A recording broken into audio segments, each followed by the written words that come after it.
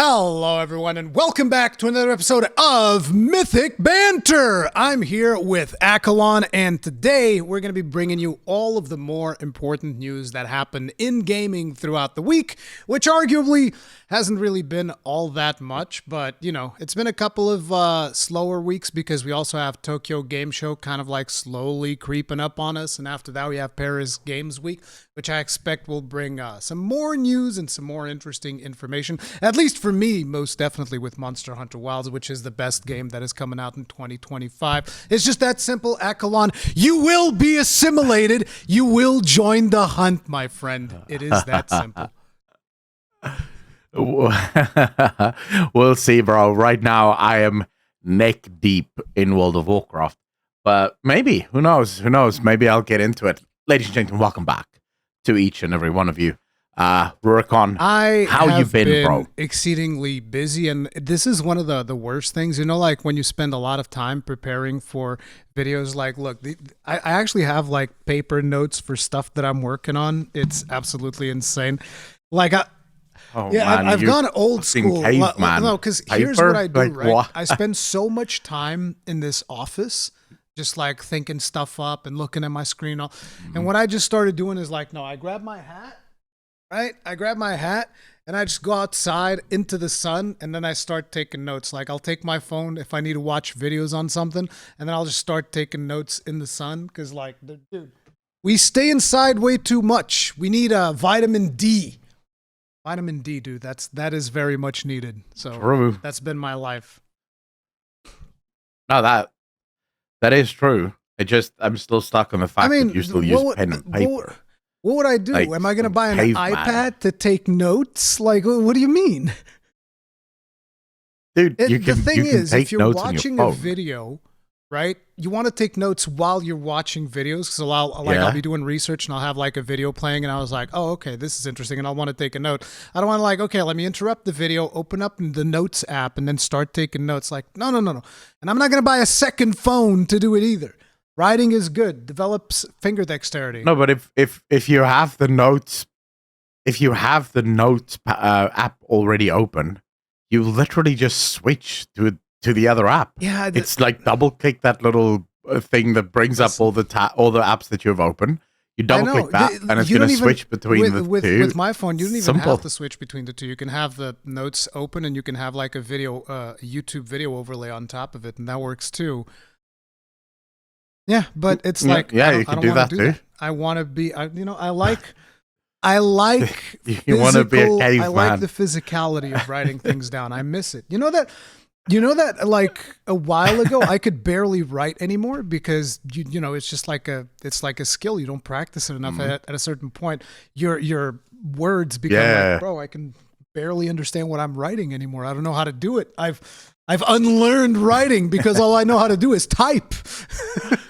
Yeah. You're talking to a man that knows exactly how that is. Whenever I go to government things or banks or something, right? And you still have to write stuff. There are times where I'll legitimately sit there and go, wait, how do I write this again? Yeah, exactly. Because the last time I actually wrote anything was in school. And that's almost 20 years ago now. When the EMPs hit and we lose all of our technology, I will still be able to write, okay? I feel good about myself. Okay?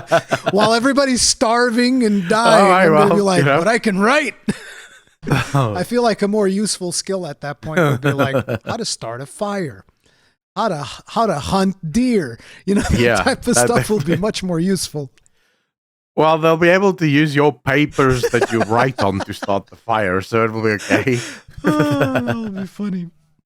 But all right, outside of Rurikon still living in the fucking Bronze Age, I think we should be talking about yes, the drama segment. Here we go again. So in the last episode, I predicted that Dr. Disrespect was going to launch a crypto scam and that was going to be his big comeback tour.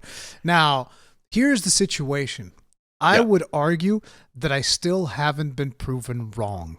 And why is that? Because Dr. Disrespect is currently demonetized, but as he said on his return stream, he is able to reapply for monetization on the 25th of September. So that's what he's going to try to do. And if YouTube denies him that monetization, I guarantee you that is step number 2. He's going to launch the Dr. Disrespect shitcoin, and he's going to make millions out of it, dude. I'm telling you, that is happening. I mean, what was surprising to me is, firstly, the amount of people that were perfectly happy to stick around. Like, dude, his streams haven't taken a hit. He's still streaming to about 35,000 people every single stream. Let's just be real here. What's a little bit of I can't say the words, YouTube will demonetize us. But what's a little bit of that action that Dr. Disrespect has taken between friends? It's just Oh, you're talking about PDF files. When you like your folders nicely organized on your computer. You know, amongst friends, when you're a real bro, you know. We shouldn't be joking about this. It's really messed up. But yeah, there's a lot of people. I think that the situation is there are a lot of people in the world that are extremely gullible, and they're willing to just take everything that he says as his word. And I understand right now that we do have a situation wherein there is a distinct lack of evidence for all of the things that have happened, and that allows him to basically continue to operate. I would like to go a little bit further on that, what you just said there.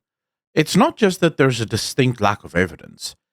It's also that there's a distinct lack of action.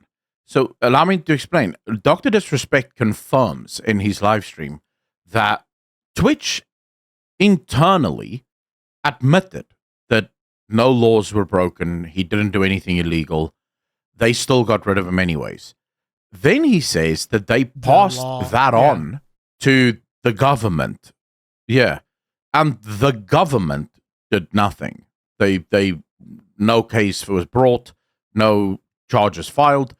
So you're sort of stuck in this position of going, all right, I recognize that he has not released any evidence, but I also recognize that Twitch hasn't revealed anything. And the government hasn't brought any charges. That these things is what he has said. He also has no evidence that any of the things that he said has happened. Well, actually, on the thing that it was handed over to the government, there were articles way back, right, when this hit the first time. I'm talking about when the guy came out and he said, Dr. Disrespect had done these things. Some of the articles, like Rod Breslow and these guys that wrote the articles, they said that sources inside Twitch told them that this was handed over to law enforcement and that nothing was done.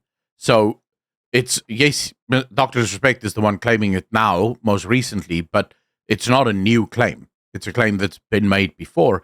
The only reason I remember this is when I made my original video on Dr. Disrespect.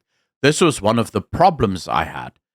If you screw around with kids, and Twitch has they have an obligation to hand this over to the government. Yeah, why hasn't the government done anything? Yeah, it has no charges been brought. It's again the handling of this situation has been complete garbage from pretty much all people involved. So it's been garbage from the fact that, Dr. Disrespect definitely did something inappropriate. I don't think there's any question there. And it's been garbage due to the fact that Twitch has not revealed what he has done to pretty much anybody besides the government. And it's been garbage because the government themselves haven't done a damn thing. So either Dr. Disrespect knows a lot of people high up in, high up in the echelons of society, and he's able to just just clean the record. Because we all know, because we all know that type of stuff happens on the higher levels of society. Like, there are some people out there that they may actually believe that Epstein killed himself, but we all know that's not the case. Let's just be completely honest, right? So it's just a completely messed up situation. But the thing that I find interesting is that he does his comeback stream and he just goes like, nuh-uh, it's all a lie, and I know all of the things. And once he starts going down the route of going like, well, you know, I emphasize the word minor, but did you know that legally speaking, this person was of the age of consent? And it's like, okay, so age of consent, minor, these are two different, things. So you're not saying they're not a minor, they're just a minor that is above the age of consent. And it's just like such a weird, messed up thing. That what I took from that is that the person that they were in messages with is in a state wherein the age of consent is lower, because America has different states, and those states will have different ages of consent. Yeah, the only problem is now, of course, there might be states that I missed, but I did Google specifically looking up the age of consent in America, and the way the age of consent works in America is pretty similar to South Africa, where the age of consent in some states might be 16, but it's only 16 if the other person is under the age of 18, right? So, in other words, the boyfriend is 17, the girl is 16, that's perfectly fine, perfectly legal. The second the boyfriend is 19, that would be illegal. That's how it is in South Africa. So the age of consent law, when people say age of consent is 16 in South Africa, it's like, yeah, technically, it's not, though. Like, for the overwhelming majority of people, that goal is still very much off limits. So all I can gather is either he is from a state where the law really is just 16, and I know there are some European states where the law is just 16. Right? If the person is 16, they can do whatever the hell they want. Now, from my perspective, the thing that was very interesting about the Dr. Disrespect thing is, firstly, it's such obvious bullshit that he posted minor to catch out the journalists. The whole thing where he just starts going like, oh, it was bait. That's basically what he said. Is like, I was baiting everybody out, and boy, did they get absolutely baited. And it's like, so let me get this straight. You baited people. You instantly lost sponsorships, which cost you millions. You lost your game studio, which has now had to fire like half of its staff or whatever it was. Because the game studio thought that they could survive without Dr. Disrespect. Fucking no one on the planet knew who you were except for Dr. Disrespect. The whole thing about your studio is Dr. Disrespect. That is your brand. That's So at that point, but to their defense, like they were just screwed either way, because like, oh, we can either be affiliated with this disgusting person, or we can go under. Oh wow, what amazing set of choices we have. Oh man, it's like, would you like? Yeah, exactly. How would you like the seasoning on this shit sandwich of yours? Would you rather salt and pepper or a little bit of sugar? It's like, I don't know, man. There's still. I would just rather not have the turd part in there. How about that? But that's kind of like the situation they were in. But the whole thing that some people are going to believe that is what he did. Oh yeah, I baited them out. This is why I edited the word minor in and out of, like, bro, shut up. Like, what I found interesting, and I think he accidentally may have baited them out. So if I'm being very generous to Dr. Disrespect here, right? So I'm going and I'm saying, right, let's give him as much slack as is possible. The reason he went back and forth on the word minor was because this person was of age of consent. So technically, in the country where the text messages were taking place, this person was not considered a minor. And as far as I know, that is legally all that's required. So if that's maybe why he went minor and they not minor. And then he finally decided, okay, well, in America it is a minor, so fine, I'll just say minor and that's it. But the fact that journalists then didn't do the research to actually figure out, was this person of age of consent or was this person not? I think he accidentally, maybe like a happy accident, caught them on that. And then I will say, he made a very interesting claim. He says there was never any sexting. And that was a conclusion that almost everyone jumped to, that he sexted with this person. the way he makes it seem. Now, this is where I actually, because at some point someone in chat asked him, release the logs then. And he goes, what are we, 8? I'm like, no. We're in a pretty serious thing where you're making claims that seem incredibly reasonable. From your claims, it sounds like everyone blew this way out of proportion. All of this can literally be solved with a literal, here's the logs. This is exactly what happened. It's not even just him. He's not showing it. Twitch is not showing it. It's like Twitch is probably already getting sued. Twitch is not showing Show the logs. It's that simple. Just because, like, you kicked him out, you probably had a reason. Show everybody the reason. Expose him for lying. Like, it's just such an easy W. But everybody's like handling this situation with kid gloves. And it's like, bro.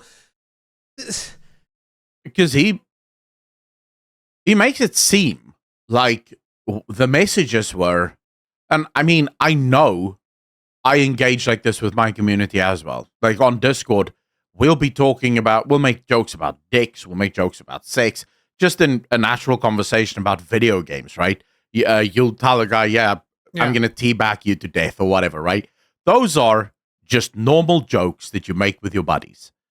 The second there's a minor involved, those become very inappropriate jokes to be making in front of a minor, right? Now, on my Discord, we try our absolute best to get rid of any minors, to make sure that there are... So if any of the mods ever find out that there's someone under 18, that person gets removed from the Discord, because we don't want those sort of highly questionable shit to happen there. But fundamentally, of course, I'm sure there are younger people in there. That is why most of the conversations happen behind a sort of locked wall. But I mean, right? You have to message one of the moderators to get on the more questionable Discord side. I think everybody is going to have minors on Discord. There's no way of avoiding that. And there's always... I mean, Discord doesn't give moderators the tools to figure out how old someone is. Younger people in somebody else's Discord, or even in my own, your Discord, there's going to be minors there.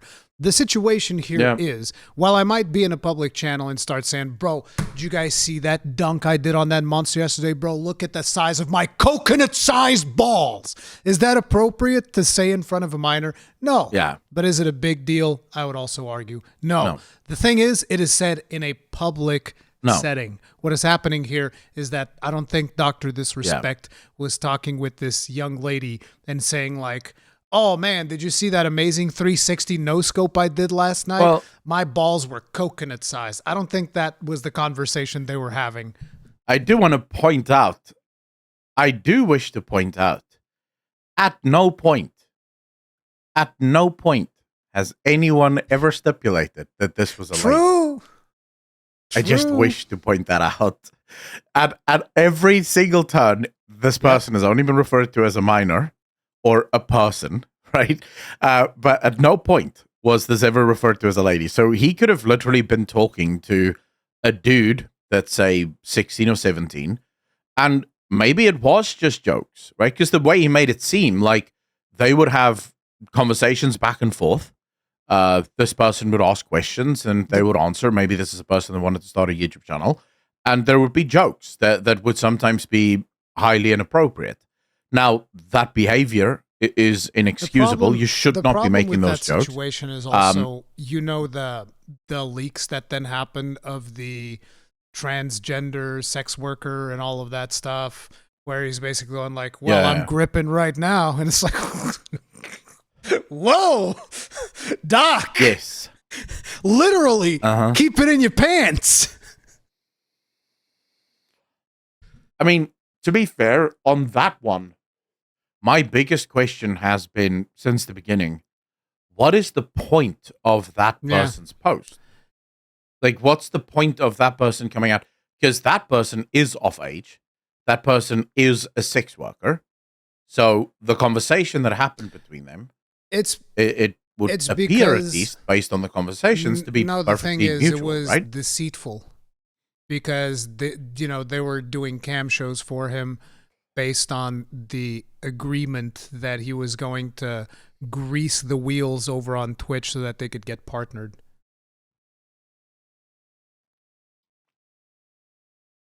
And the thing is, in those very text messages, Dr. Disrespect does tell the person, listen here, I don't have any pull right now, right? So, in my opinion, two bad people just having a conversation in DMs, because the one is trying to get nepotism, right, to figure out how to get ahead on Twitch, and the other person is trying to get dick. So, it's just two people trying to live their lives, I guess. I don't know why this is a big story. I genuinely don't know why that was, but it is what it is. Dr. Disrespect basically came back, and everybody is willing to forgive and forget, and apparently at least a majority of his audience is just like, yep, we don't give a fuck. I've Dr. Disrespect all the way. And it's like, all right, bro. I mean, look, if all it takes is for him to come back and say, nah, everybody's lying, and I know all of the details, and I'm right, and all of that. And okay. But you see, there's a bigger conversation that has to be had here. And this is the failure of the media. The media has become so untrustworthy, so despised within the world, that people will rather take the word, and literally the word, no evidence presented whatsoever, of a man, right, that has every reason to lie, and I'm not saying he is lying, I'm saying he has every reason to lie, then take the word of journalists that claim that they have inside sources. Because too many times have journalists been caught claiming to have inside sources, and then it's all bullshit, or gaslighting the gamers. I don't know if you saw this. This is sort of moving on to a different topic, so Naomi and viewers keep up. But I don't know if you saw this. Remember when Ubisoft released their first ever trailers for Star Wars Outlaws, and all of the gamers were going, what the hell is wrong with this chick's face? She looks stupid, right? And then all of the journalists were saying, oh, you sexist pigs, not every character exists for you to not to and have sex with. Sometimes characters aren't that sexy, even though the model they used for Vess or whatever is fine. Fine right? is an excellent word. Yep. She is. She fine. She fine as hell. She is. Nobody show this to my wife. Maybe no, we can put. Maybe she can put up just in. Whoa! That's actually Rukon's wife. No. But Naomi can maybe show you guys the picture of the actual model used here.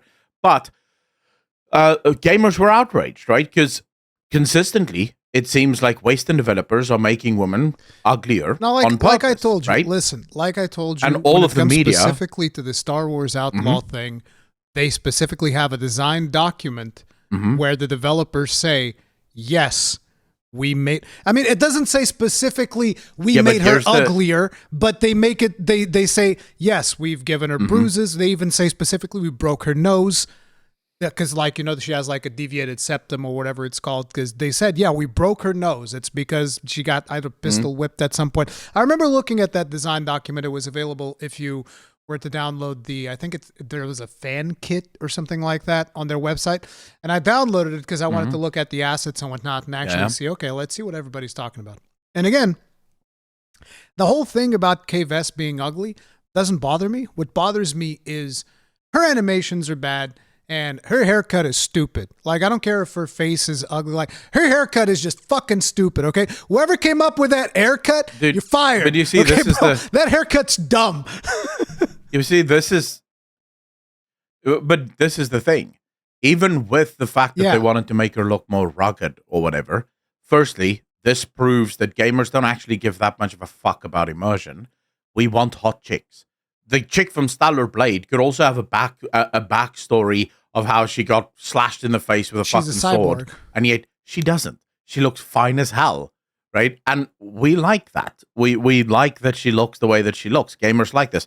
Tomb Raider, Lara Croft gets her shit kicked in often, and yet she never has a broken nose or a broken face or anything. Gamers happen to like this. I don't necessarily agree with that. I think that the whole her being ugly was blown out of proportion. I think that there's a lot of other things to be upset about with Star Wars Outlaws. I think the biggest problem comes from the fact that a lot of media outlets started saying, actually, she's gorgeous. When it's like, from a design standpoint, that's definitely not what they were shooting for. Yeah,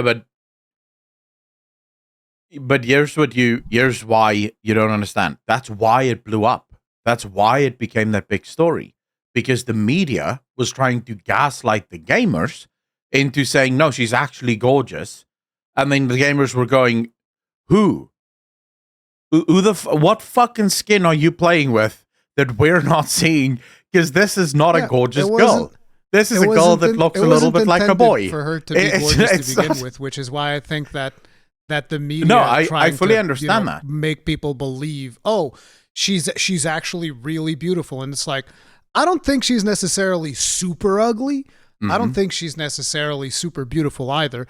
I think she was like I said at the time. Let's say this. She was intentionally beaten up with an ugly stick. This was a design intention. Like the developers specifically, they beat her up with the ugly stick. This is something that they wanted to do, and it's like, hey, that's fair, but don't try to act like she looks like a supermodel or anything. No, there's nothing wrong with that. But this is the kind of girl. She's not ugly, but she is the kind of girl you make friends with so that you can get her friend. You're disgusting, Akalon.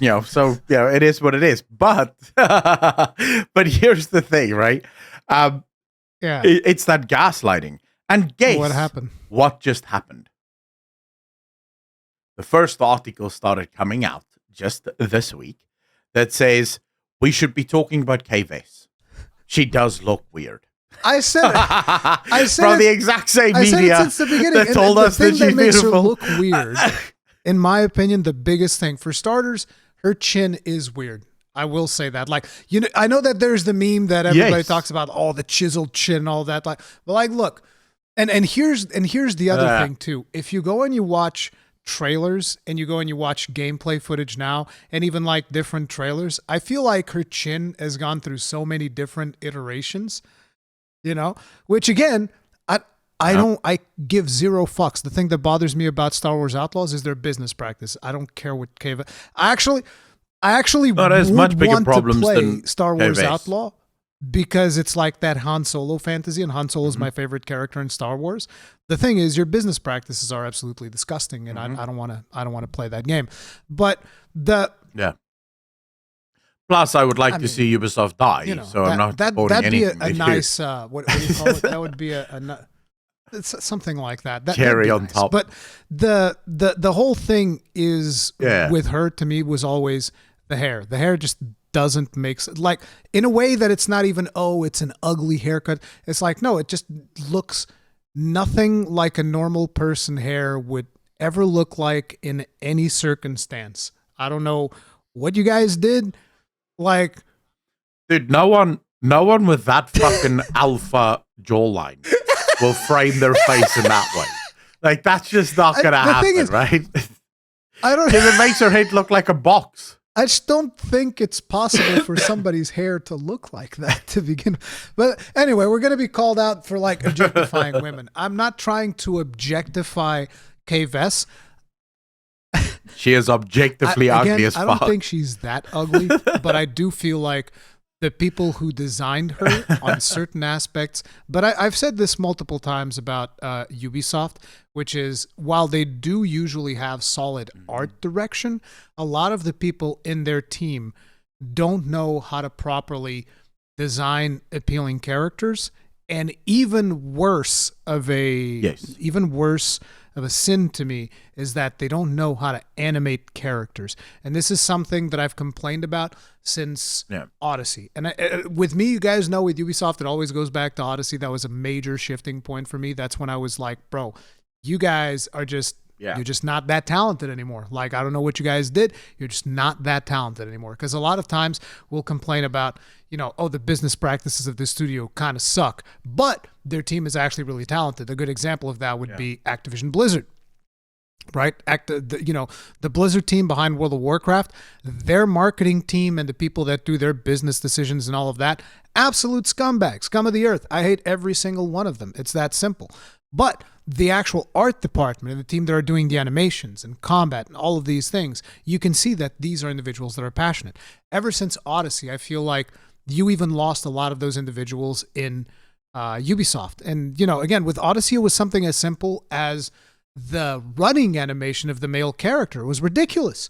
It looked like he had a diaper and he needed to run in a way that his diaper wouldn't drop the poop that is in there. And I'm just like, bro, the way this character runs makes no sense. I'm sorry. The suspension of disbelief was immediately suspended every time the character started running. That and the fact that I could backstab a monster, rip my spear through his chest, and they just, not a monster, but like a random NPC, I'd backstab them, then rip my spear through their chest, and they wouldn't even react to it. And I was like, oh, that's interesting that I was able to do this thing, and this character didn't even acknowledge that I did it. Okay, but yeah. So it's like they're failing on that. And here's the thing, right? I've seen a ton of gameplay footage for this game, and this is where immediately my suspension of disbelief is once again, because like for people that don't know, whenever you're playing a video game, you need to have a certain level of immersion, especially when you're talking about an open world game in the vein of Star Wars Outlaws. In my opinion, you need to have a certain level of immersion that keeps you in the world. And every single time that I see Kay Vess walk up to a stormtrooper, punch him in the helmet, I'm just like, did nobody think to maybe have her, she has a blaster, she could pistol whip them in the helmet. That would make some sense. And then maybe she can pull out, I don't know, maybe she has like a stick that she uses for takedowns or something like that. Like, give her a crowbar. Give her a crowbar to smack people in the head with. She's punching them. She's punching armored troopers. Like, what do you...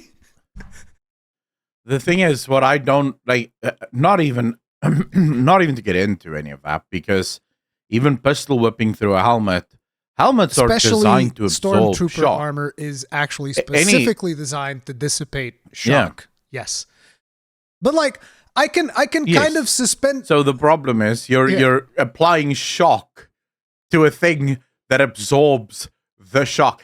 Try and pistol whip someone with a fucking biker's helmet on. Let's see how that goes for you. I can believe more that you're pistol whipping somebody in a helmet than you're punching them with your bare fists. Because, like, at least with the pistol whip, you're like, you kind of like rattled them a little bit, and now maybe you can like, kick them, in that area behind your knees. Because that makes sense, right? You kick somebody right behind the knees, and that like buckles them down. And at that point, you can just like straight up say, oh, she's got steel-toed boots. And then you can kick them in the helmet, and that might knock them out. So that would make sense for it. Like, see how us just talking here, we came up with an animation that makes more sense and is more believable than, oh, I'm just going to punch this stormtrooper in the face and knock him out. Not even in the face. I'm going to punch him in his helmet and I'm going to knock him out. Yeah. But dude, with that jawline, she packed one hell of a punch. So it's all right. Terrible. But this is the fact that the media is now saying the exact same thing that the gamers complained about, that they originally attacked the gamers on, is why no one believes the media when it comes to Dr. Disrespect, right? This is why whenever the media puts out any story nowadays, people are all going, actually, no. I don't want to make this at all political. I want to make this very clear to... Yeah, but I want to make this super clear to everyone out there, right? I did not watch the debates. I couldn't give two fucks who is whatever president for whatever country. I don't care. I don't even know really who my president is. Your president? So I couldn't care less. But I know his name, but I don't know anything else about him. But the thing is, right? So if you look at the debate, right after the debate, all of the polls show Trump now leading in undecided voters. Trump now leading, even Democrats are starting to switch over. Why are they doing this? Because no one trusts the media. Even the places where the media apparently fact-checked Trump, I didn't watch the debate, so I don't know. Most Americans are going, we don't believe that. We think they just made that up. And it's like, dude, do you know how much damage we've done? Society requires someone that speaks the truth. We need someone that tells us what the truth is. But if we're all living in this world now where we know the journalists aren't telling the truth, then how do we exist in this universe, right? So the gaming, and bringing it back to gaming, because I couldn't give two fucks who you vote for. It's nuts, right? And it just keeps getting worse. It keeps getting worse. Now, on the Ubisoft our side of the spectrum, on the YouTube side of things, there's a bunch of YouTubers that do lie. This is true. But then you have articles that will just straight up generalize, oh man, YouTube's getting this happened a while ago. YouTube's getting community notes, which is a good thing because YouTubers sure do love to lie. And I was like, what the fuck? This came out of PC Gamer of all places. And I was like, what? Excuse me, sir? Wow. But it's like, even in my case with the whole Dragon's Dogma 2 situation, people started calling me a liar with the whole, whether or not I knew about microtransactions, which I went over a bunch of times. And I even had people come out in my name saying, actually, no, it's not true. And this is not me asking people to come out and speak for me, but people came out and said, no, Rurikhan is actually correct. Like, he didn't know about the microtransactions. It's like, I was called a liar for the longest time because people just don't believe anybody anymore. That's just the way that it is. And because it's the world we live in now. People have poisoned the well highly on every suspicious. front, on the YouTube front, on the gaming media front. People have poisoned the well by just not being authentic and just, pushing narratives or just straight up lying for their personal gain. It's ridiculous. But then the Ubisoft thing, so going off of the Dr. Disrespect thing, and you guys can let us know in the comment section down below how you feel about the whole Dr. Disrespect thing. I really do enjoy reading the comments from you guys, so please let us know about that. But on to the Ubisoft thing. Oh, and subscribe also, because why would listen? The Ubisoft pricing, I don't know if you've seen this. He gets it. Okay, he gets it. You subscribe right now, or the little guy gets it. Like that. Don't be heartless, boys. Don't be heartless, boys. Subscribe right now. But no, the Ubisoft stock price is in free fall. No. I don't know if you've seen it. Yeah, it's bad, bro.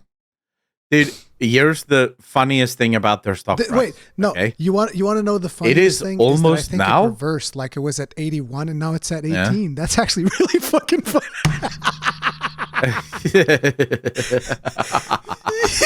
It's lower than 18, bro. It is lower than 18. It is currently sat at 11. No. 11. I'm so sad. Now, here's where things get interesting. So they went public in 1999. A year later, in the year 2000, they were on 22, right? They're lower now. They're almost back to where they were when they first launched the stock. This is literally the example that you would see from meme coins. This is how meme coins tend to behave, right? There's a giant spike up and then just fall to the floor as people realize, oh, wait, actually, there's nothing here. So Ubisoft is dying, but there's a couple of reasons why Ubisoft is dying.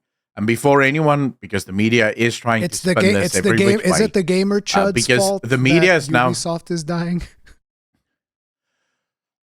No. It apparently has nothing to do with bad games. It has to do that there's a minority shareholder group that is trying to force the CEO, the leadership of Ubisoft, to step down and to force Ubisoft to go private. Because they believe one of Ubisoft's biggest failures is going public. So they want to force them to go private. That's apparently the big reason. Although the minority group investors, the reason they want this is as a result of continuous bad fucking games out of Ubisoft. Because none of Ubisoft's games are performing. And this investor group says that the leadership has no idea what they're doing. They keep making games that the gamers don't want. They seem to be completely behind what the trends are. That's why they want the leadership gone for Ubisoft.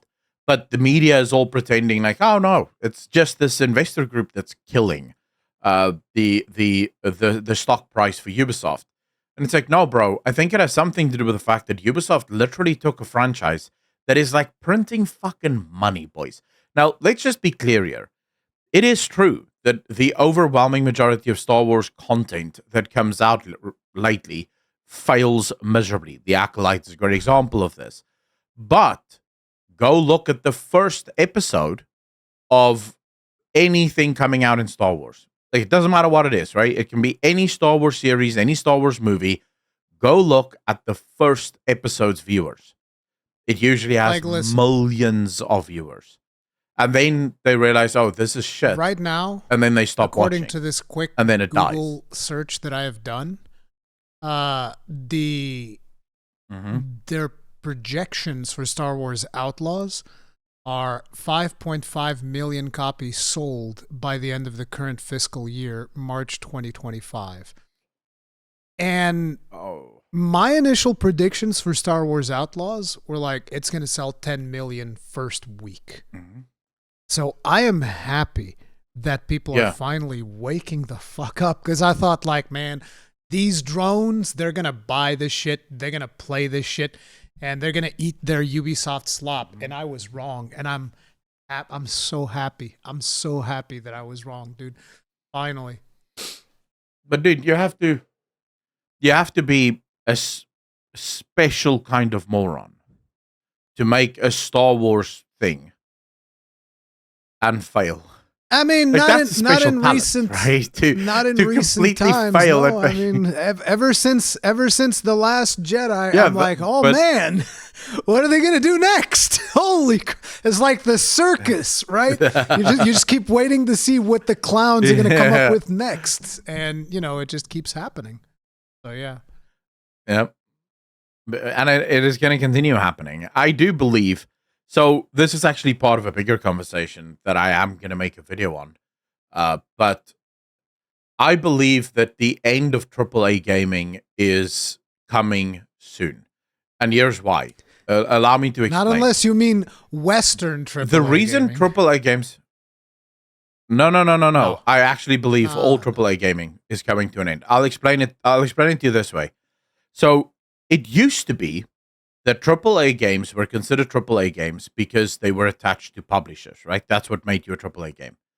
These days, you have indie publishers, right, that publish exclusive indie games.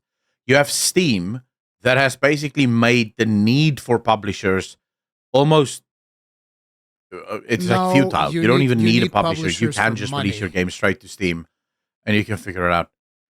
No, but the thing is, right, you have a lot of angel investors. You have more ways of getting money now, especially with things like early access.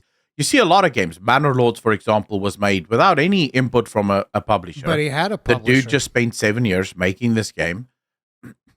Yeah, he eventually got a publisher. But when he started off, he didn't have a publisher.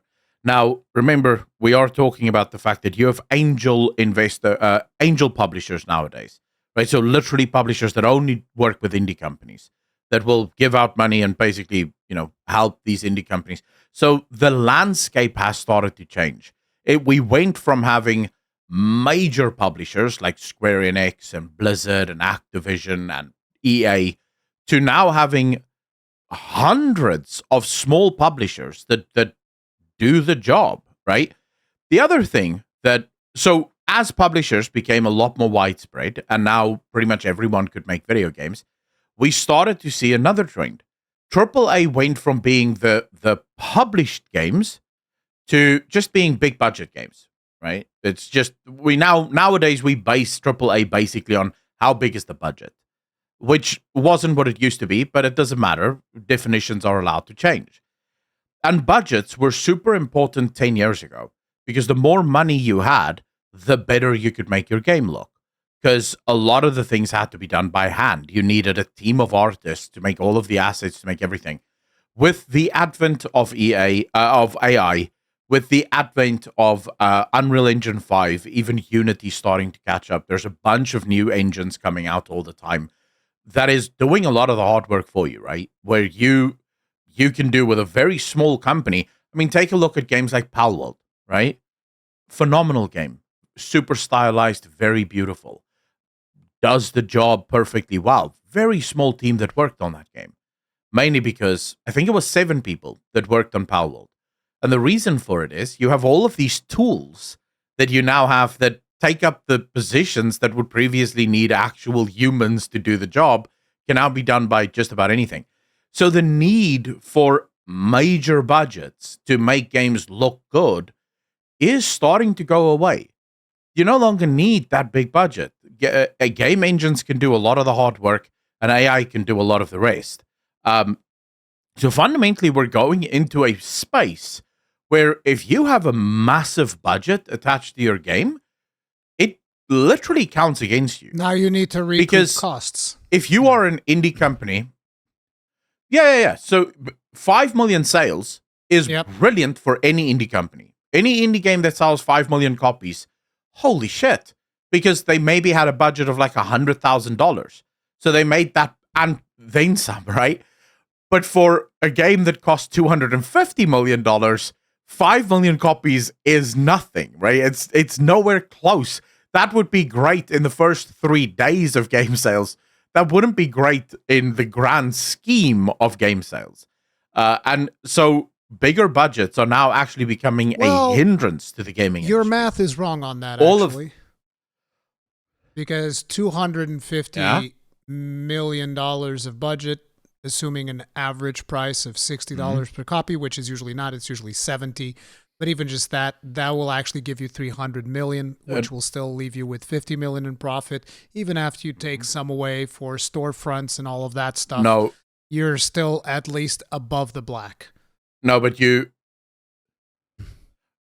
not, though, because that's not how game developers work. Most games get canceled before they go to market. So when you finally do get a game that you bring to market, that game doesn't just recoup its own costs. It has to recoup also all of the costs of the games that didn't go to market. And the only reason I know this is I spent time talking to Darren Gregory. He's the cinematic lead designer for World of Warcraft. And he actually explained this to me. He explained to me why game development is so expensive and why it's super important that they have things like the cash shop. Because just the $60 price tag, even if they sold 10 million copies, it doesn't give them the money that they lose on all of the projects that get canned. That's not I'm sorry, I don't buy this story. True. This was but remember, I did disagree with him there. Because I did say to him, you guys do have the subscription service as well. But the information that he provided was still super helpful, right? So even if they made 300 million, that 50 million is eaten up first and foremost by all of the developers that worked on the game that needs to be paid. Developer salary, ton of things that needs to do because no, but those developers didn't stop working at Ubisoft, right? So after the game came out, they still have to be paid every single month, right? So you need to make that money and then a lot more money because you need to fund the next games that you're doing. A budget for a Star Wars game is probably even much bigger than $250 million. Oh yeah, I'm just taking the industry standard nowadays, right? Which is like 200 to 250 million for the quadruple A games that fucking Ubisoft makes, right? But at the core of it, the point I'm making is there is no more need for AAA studios because fundamentally the tools will allow for a lot of the smaller studios to operate independently at the same level as the AAA guys, but with a lot less overhead, right? A lot less risk that they have to take. Now, does that mean that companies like From Software will just disappear off the face of the earth? No. But I do think it will mean that companies like From Software, I don't think it's even that big of a company in terms of like actual people that work there, and because it's only Western developers that are super bloated with thousands of developers that work on these games that fail consistently. But it will probably slim down a lot, right? And it will. And so it's very similar to CD Projekt Red and Larian Studios that also have about thereabouts, right? Now that's still CD very Projekt large, Red and I has do twice the think amount of over the people. course of the next 10 years, they probably hired a lot now because they're doing. I think they went from one team, which was Witcher 3, which was 400 people that worked on Witcher 3, or 350 But people I think worked on Witcher 3, to now having Cyberpunk, it is Witcher 4, comparable and to another Larian, project that's which unannounced. currently has 470. Yeah. Yeah, because Larian Studios still does what CD Projekt Red did back in the day. They only work on one game at a time. I'm holding out on the whole multiple teams at CD Projekt Red because fundamentally, multiple teams is where things tend to go wrong. But that's not the conversation here. The point I'm making is I don't believe that there will be a need in 10 years from now for AAA studios. That need is going away. Technology is replacing the need for it.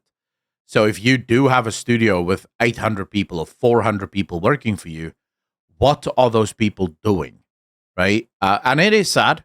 I get it. Lots of people lose their jobs. It's not going to be fun. I don't. I mean, it's what's not your counter? It's not about a counter. It's just I don't agree with the idea that AAA games are going away or that teams are going to just be dramatically smaller. But you do have examples of people that are able to do very impressive things with much smaller teams. Like a good example of that would be Wukong. So wait, is this the same? Actually, I don't know if this is the same team or not. This might be a different. I don't know. Wait, what? Oh, this was in 2020. I was trying to look up the size of Game Science, but I don't know.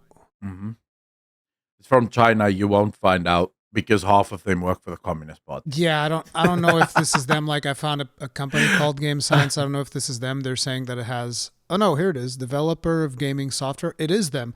It says that right now they have about 100 people. I'm not sure if this is correct information or how recent it is.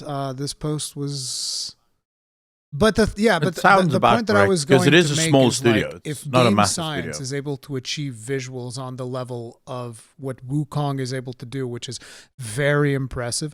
One of the most impressive things about Wukong to me is one of the things that matters the most, which is animations, which is something where a lot of Western studios actually fall very, very short, in my opinion, is definitely animation, which is why whenever I look at the animations on Monster Hunter, I'm just like, bro, this is like some black magic sorcery these guys are doing over here. The level of detail and the way that they're able to do their animations is just so awesome.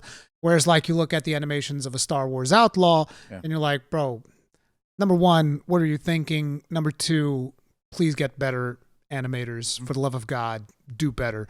But basically the point is, I do think that there's a point to some of the things you're saying wherein smaller teams will be able to do more with the tools that they have. But I also feel that certain productions are just always going to require a certain number of people. So it's like, while you are able to have something like a Wukong with a smaller number of people, you're not going to be able to have something like, say, a God of War with such a smaller amount of people. I wouldn't be surprised if you do. You see, and this is exactly it. Remember, technology. See, that's the especially thing. AI. Do you want an AI God of War? No,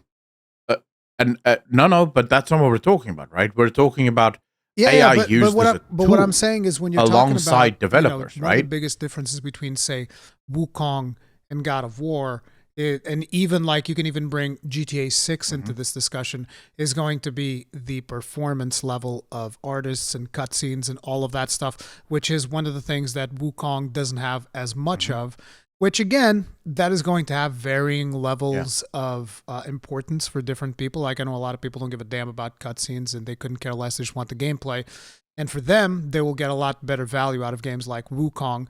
But for people that do want that more cinematic experience, and when I say cinematic, before people start jumping down my throat, I'm not talking about 30 FPS because that's the dumbest shit anybody's ever said ever. Oh yes, I want my cinematics 30 frames per second. It's like, no, bro, more frames is always better. It's just that simple. But when I'm talking about the cinematic experiences, some people do like that more cinematic experience of playing a God of War or an Uncharted or something along those lines, and that is an experience that you're not going to get in a game like Wukong. Now, but if you think about how far AI has already come, and we're only at the beginning, kind of weird because the things that I'm specifically talking about, which is artist performance, voice acting, motion capture.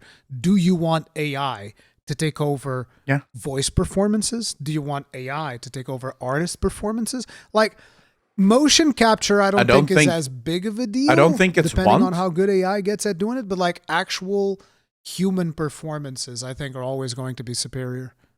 I don't think it's want. I think it's will. But will we support it? Doesn't matter what we want. The scribes.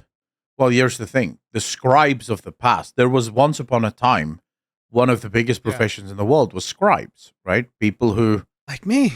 Copied things, specifically the Bible, right? Yeah. But you had these scribes that would spend their entire lives just copying the Bible from the original source, right? And the printing press came out, and within a decade, it was done.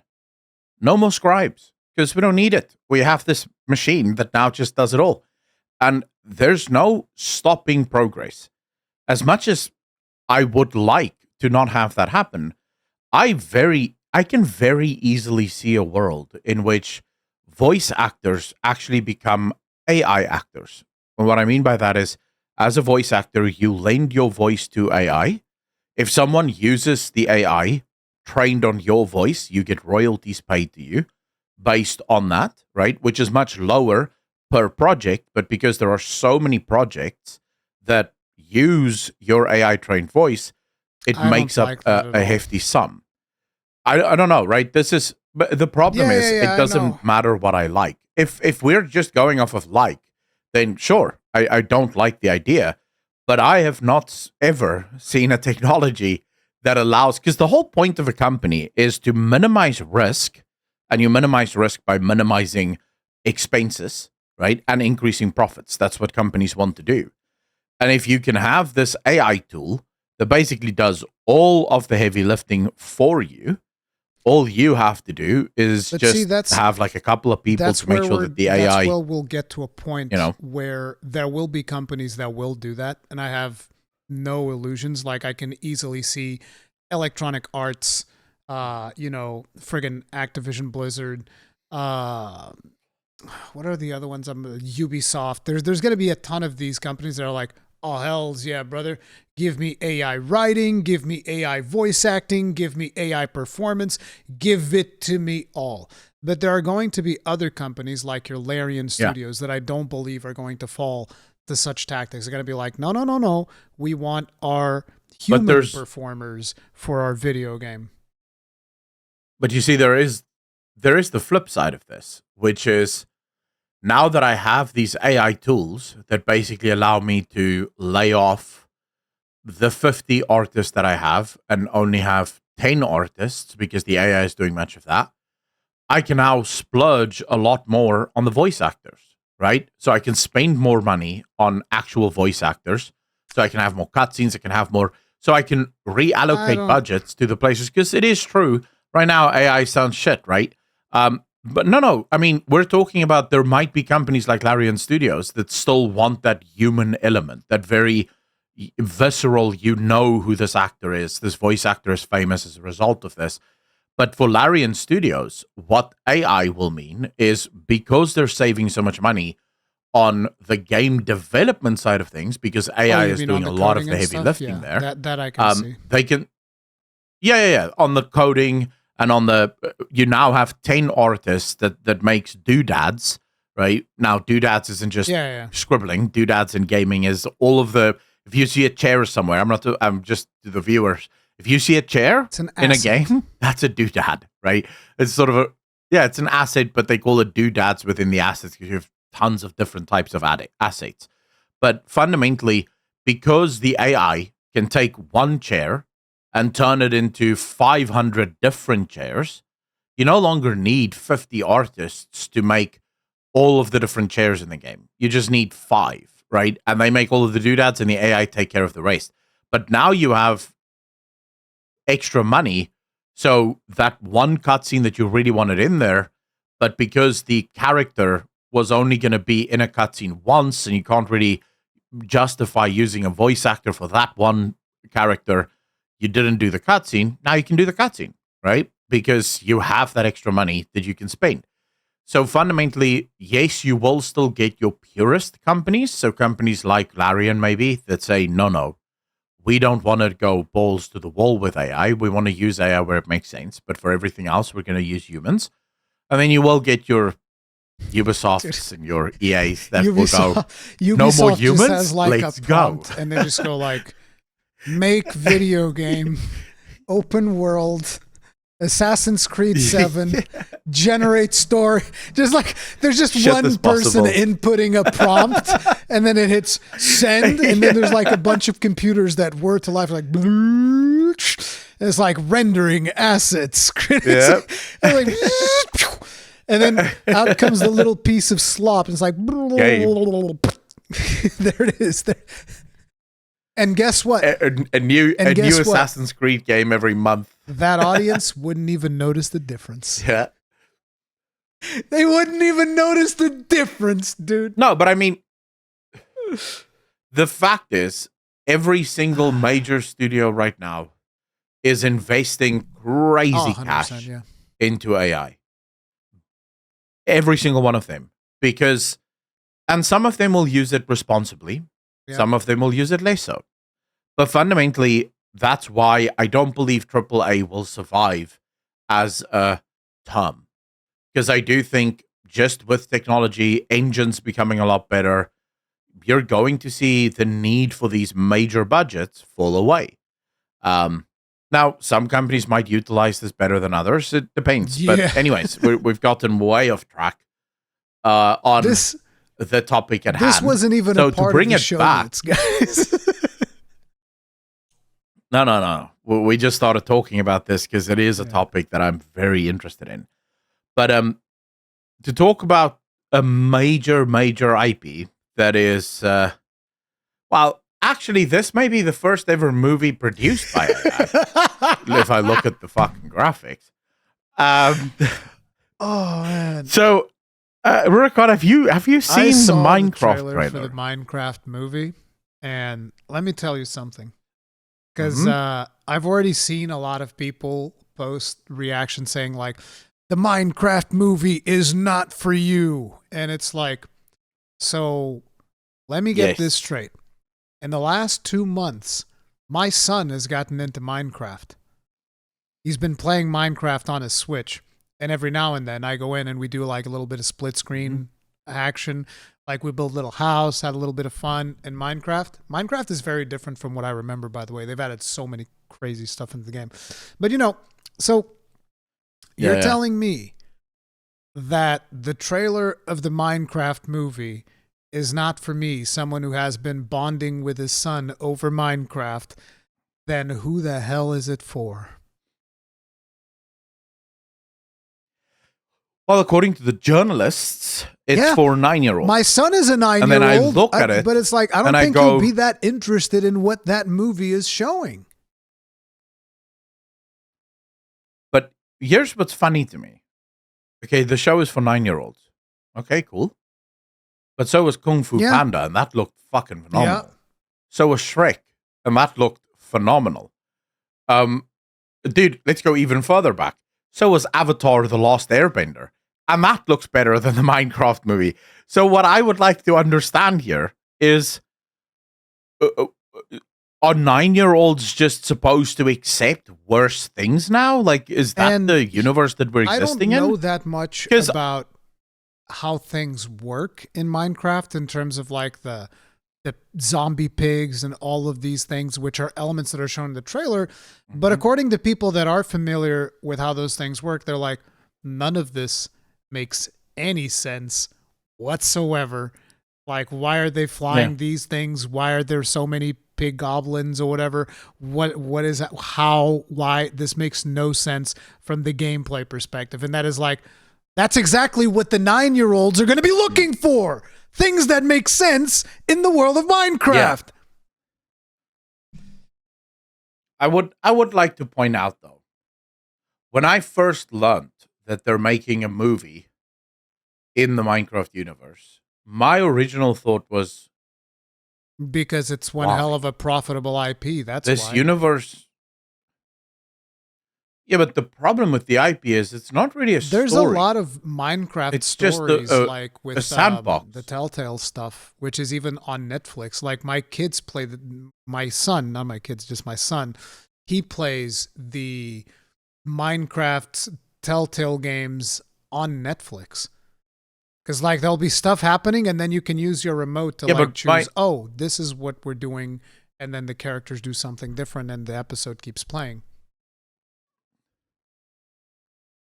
Yeah, but I don't understand the movie. I don't understand the premise. It's a survival game, right? Yeah. That's what it is. It's a survival game. There's stories that you can tell if that you can be interesting. I think the weirdest thing about it is just that I look at the characters and there's like 2 kids in there, and I was like, okay, the kids is important because obviously it's kids. They're in a Minecraft world. That makes sense.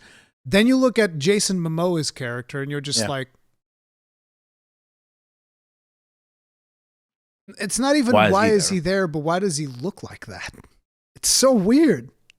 And then you look, dude, it's Jason Momoa. And then you have Jack Black and it's like, and I'm the Steve. Other kick. And I was like, Jack Black looks nothing like Minecraft Steve. What are we talking about? It's like, how does this even make any...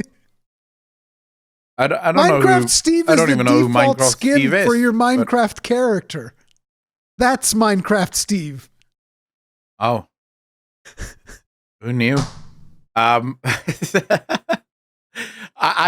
don't know. But I all I know for a fact is that maybe if this movie was in fact just a bunch of kids that fell into the Minecraft world through some Jumanji-esque kind of thing and went on this grand adventure to try and save, that would be fucking fire, right? And kids and I would want to go watch that with my kids. But then I look at this and it's like makes any sense from the perspective of the way that Minecraft works. The characters look stupid. Like I don't think there's a universe where Jack Black should be Steve. Steve doesn't even have a beard. That doesn't make any sense. And Jason Momoa's character just looks ridiculous. I don't know. It's like, what is going on? I think the whole thing just looks stupid as hell. I'll be very interested to know if this actually makes money. Although it will probably. It's not for me. 9-year-olds. The father that's bonding with his son over Minecraft. That's who the Minecraft movie is not for, apparently. Yeah. Okay. You see, but I think what they're banking on these days is that most parents are best friends with their children, so their children will be able to pull the parents to the cinema. No, I think. Whereas I have a very different view. They're banking on the fact that most parents have no idea what their kids are doing, and that's why they would be convinced in taking their kids to watch this Minecraft nonsensory that they've showed on the trailer. Because the kid's just going to be, oh, Mom, Dad, I want to go see the Minecraft movie, and they have no idea what they're about to get into. Dude, all I know is if I told my dad, oh, Dad, I want to go watch the Minecraft movie, my dad would be like, oh, you out of your fucking mind. I'm not taking you to watch the Minecraft movie. Right after he asked me, what the fuck is Minecraft? There was no shot of that ever happening. But, it is what it is. I don't know. This is one of those things that we'll revisit. The only reason we're bringing it up now is because you guys know us. We love the downfall of anything in this world. And, if the Minecraft movie bombs, we can go, there it is. Yep, we told you so. If it doesn't bomb, we of course will not be talking about it on the episode. We'll just pretend like this never happened. I don't mind being wrong. It's all good. I just feel like there's a chance to make something really cool with the Minecraft IP, and then I looked at that and it's like, look at that. It's another thing that looks kind of like a strange Disney movie that, okay, fine. Dude, you could have done a Narnia level thing here, you know? Like, you could have done something on the level of almost Narnia, because it's a giant world with a lot of fantasy elements to it. So you could have done something really cool. It's just that old story that we constantly see in Hollywood, wherein people don't actually like the franchise that they're either writing for or designing for. They don't actually like it. They're like, oh no, I'm so artistic. I have this very artistic thing that I want to go do. And it's like, okay, then go do your artistic thing. Don't use established IP to do your artistic thing. That's the problem. Yeah. I mean, dude, something that happened, and again, this wasn't in the notes, but it is what it is. I saw a clip from who was the director of the original Jackson. Lord of the Rings movies? I know Peter exactly Jackson. What clip you're talking about. I saw a clip of him in an interview. And the interviewer asked him, what did you guys put into it from your own perspective? You know, how did you make this your own? And it was like, well, we really tried to tell the story of Tolkien.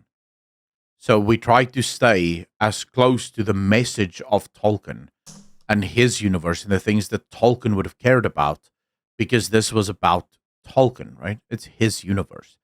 And I thought to myself, and that's why those are some of the best movies ever made.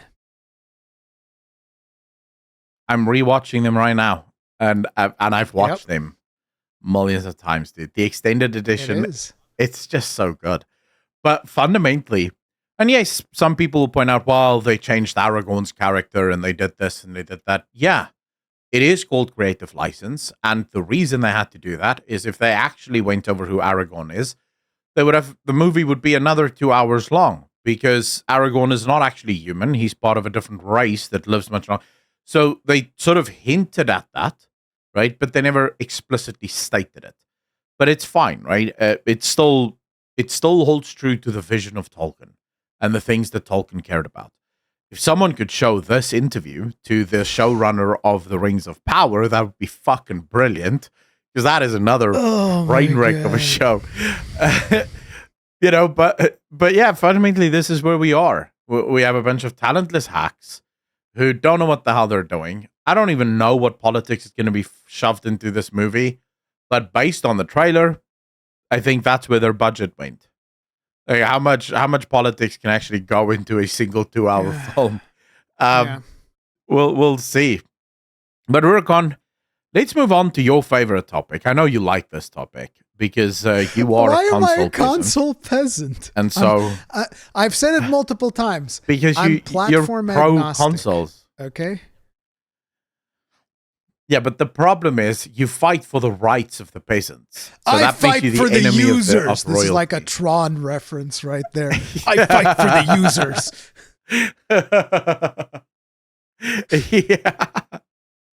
Yeah. But okay, so you need to tell me about this, because I don't own a PlayStation. I have no interest in owning consoles. So, but apparently, like, my Twitter has been ablaze. I'm sure with you've very been angry happy peasants about it. And personally, well, yes, on the one hand, but also on the other hand, the peasants are making a ruckus. They're causing a lot of noise. It is upsetting the royals. So tell us, what is it that's bothering the peasants? Why are they so up in arms by saying that I don't care where you play your video games as long as it's not a phone. If you're playing them on a phone, then yeah, I don't like you. I'm exaggerating a little bit. Nice. I do. It's like, look, phones are just bad. But anyway, getting back to the point. So PlayStation revealed its least secret to the point where, to give you an idea, the moment that they said Mark Cerny is doing a PlayStation 5 technical presentation, I instantly titled my stream PlayStation 5 Pro Reveal. Okay, they didn't announce anything. They just said it's a technical presentation by Mark Cerny about PlayStation 5, and my stream title was instantly PlayStation 5 Pro reveal, reaction, and breakdown. Okay, I knew exactly what was happening. So this is the least well-kept secret in the world that Sony has been working on a PlayStation 5 Pro. Now, you don't know how things work when it comes to these because, you have your PC, you upgrade your parts. This is the same thing for console people, and this has started happening with the previous generation where there was a PlayStation 4 and then there was a PlayStation 4 Pro. Before that, there would be like your PlayStations and then your PlayStation Slims. So you get like the first version of the PlayStation, and then they would get some cheaper components and they would be able to make it a little bit smaller and they would do a Slim edition. Now you have the PlayStation 5, the PlayStation 5 Slim, and now they're releasing the PlayStation 5 Pro. But basically the idea is exactly what you're thinking. You're upgrading your GPU. That's it. It's the same thing that you would do in a PC. You get more graphical performance. You might get a little bit better CPU. You might get some better parts overall.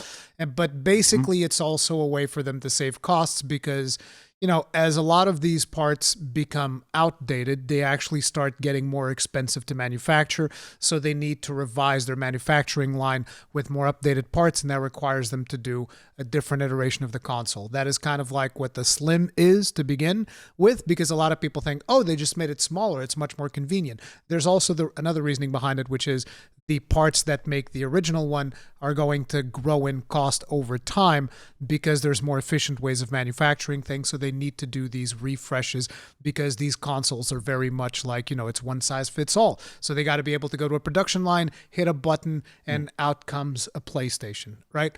Now with the PlayStation 4 Pro, they're updating those parts and they're increasing the performance. So in this case, they're increasing the GPU, and it has 67% more compute units. I've seen people argue that the closest thing that this comes to, I think, is the 4070 series of NVIDIA right now. So that's about the capabilities. It's either the 4070 or not the too bad. 7800 if you go to AMD's side.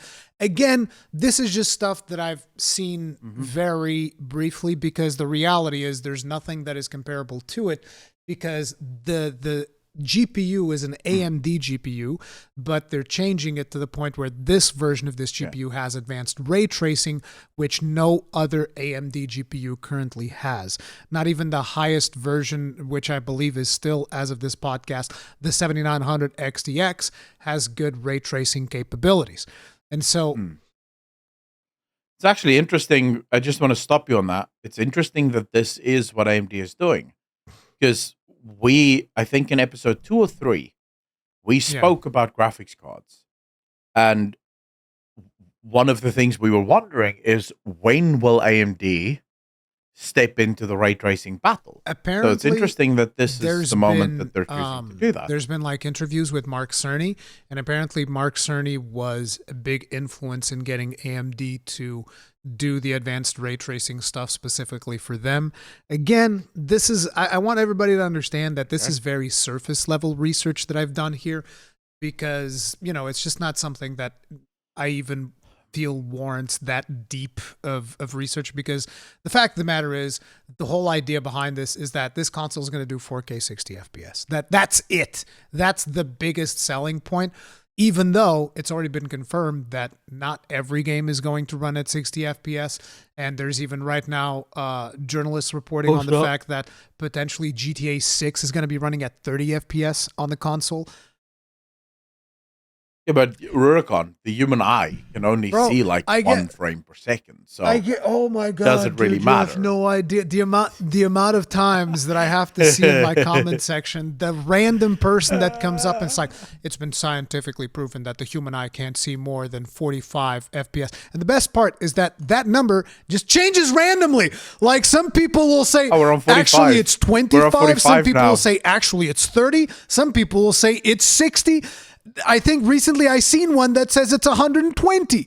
And I'm just like, bro, at least try to get your scientifically proven data to be somewhat consistent. No, you're wrong. You're absolutely wrong. I can tell the difference between 120 and 240. I can tell the difference. I would like to, but can I set the record very quickly, very straight for people? The human eye, based on the most current research we have, sees way more frames than what we are capable of producing currently in video games. The reason you oftentimes lose those frames, so you just see one picture, is because the brain is very fucking good at putting all of that together into a coherent picture. There's also... So... Yeah, but the eye has no problem seeing it. It sees every single one of those frames. Is that the eye, very much like pretty much everything in your body, is something that requires training. Some people do, in fact, see more frames than others. And the reasoning for that is, for instance, you and me, we're constantly in front of computers.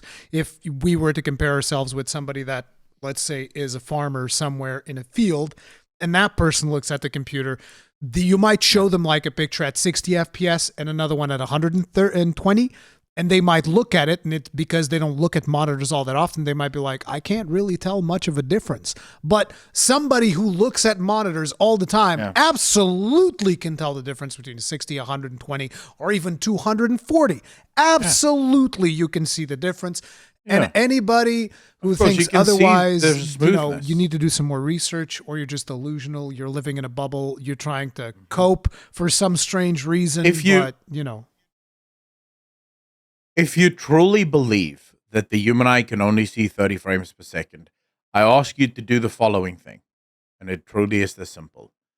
Buy yourself a computer. Now, peasants, I realize this is difficult for you, but go to an internet cafe.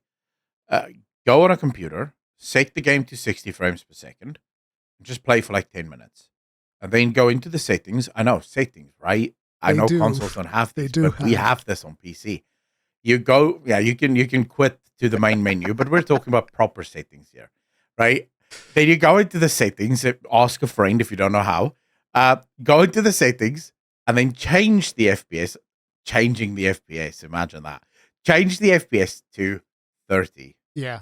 And just tell me what you see. But listen, tell me what you see.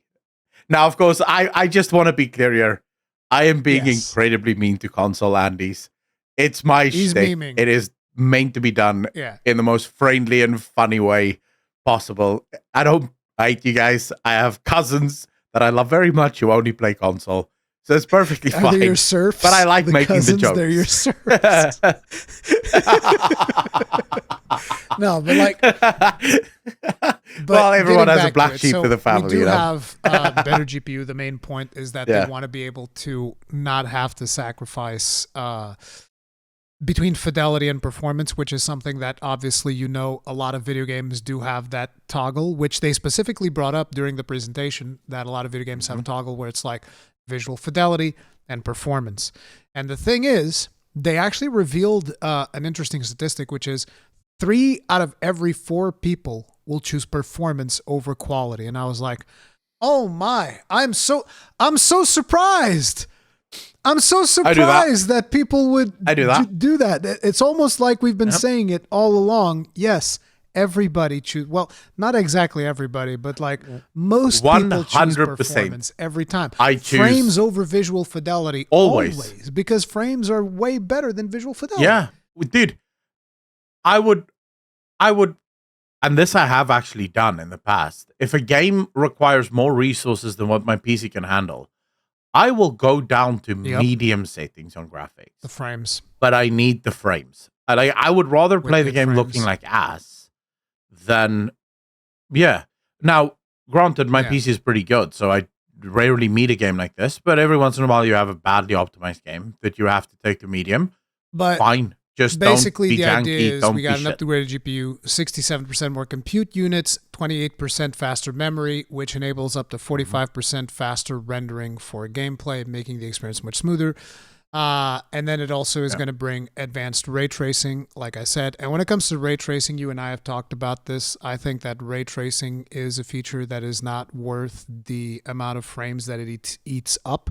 I think that it is not a particularly special technology that makes games look significantly better. But I was also thinking about this the other day, and it's like we have kind of reached the point of diminishing returns wherein there's not that much visual fidelity to be squeezed out to the point where we don't even have displays that can visually improve our experience so much, right?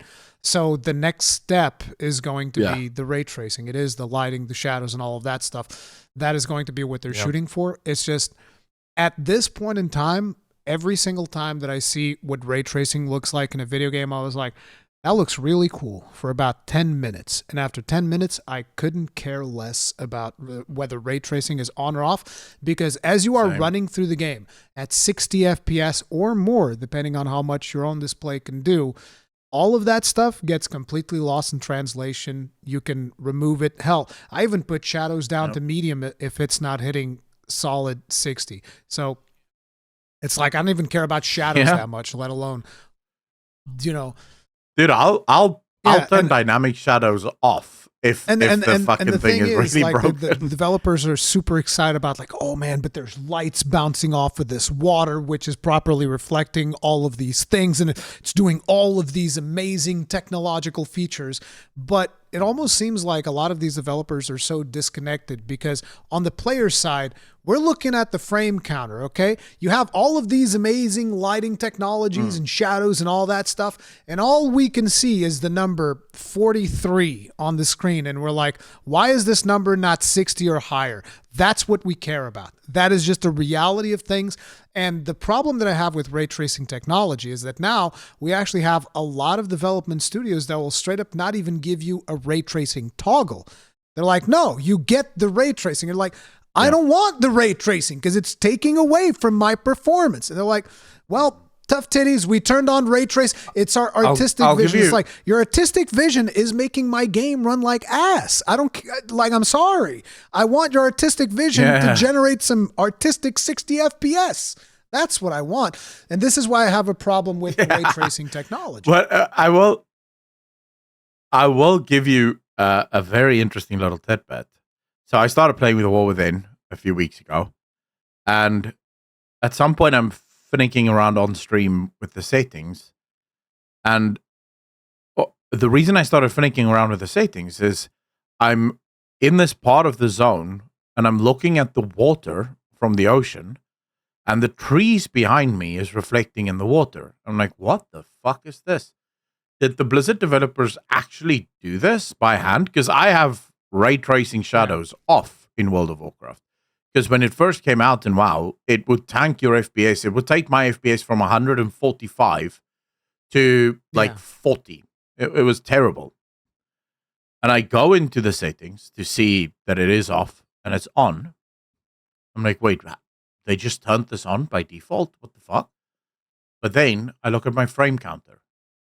153 frames per second with ray tracing on. And I'm like, bro, what?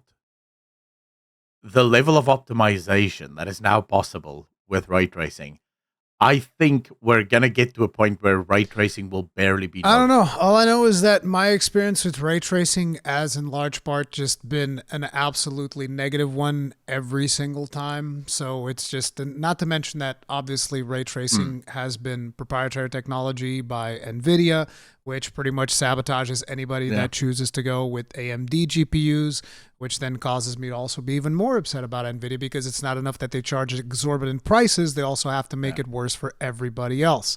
But, it is what it is. Like I said, I do understand. But there's also the price. Price? We'll talk about the price at the end. Sorry. But I do understand that ray tracing seems to be the next step because we've reached that point of diminishing returns with visual fidelity. So it makes sense. But anyways, these are only two of the things. There's three things that the console is doing. So it's the upgraded GPU, advanced ray tracing, and AI-driven upscaling. So it's PlayStation's version of DLSS. Guess what they called it? Cool. PlayStation Spectral Super Resolution, or PSSR.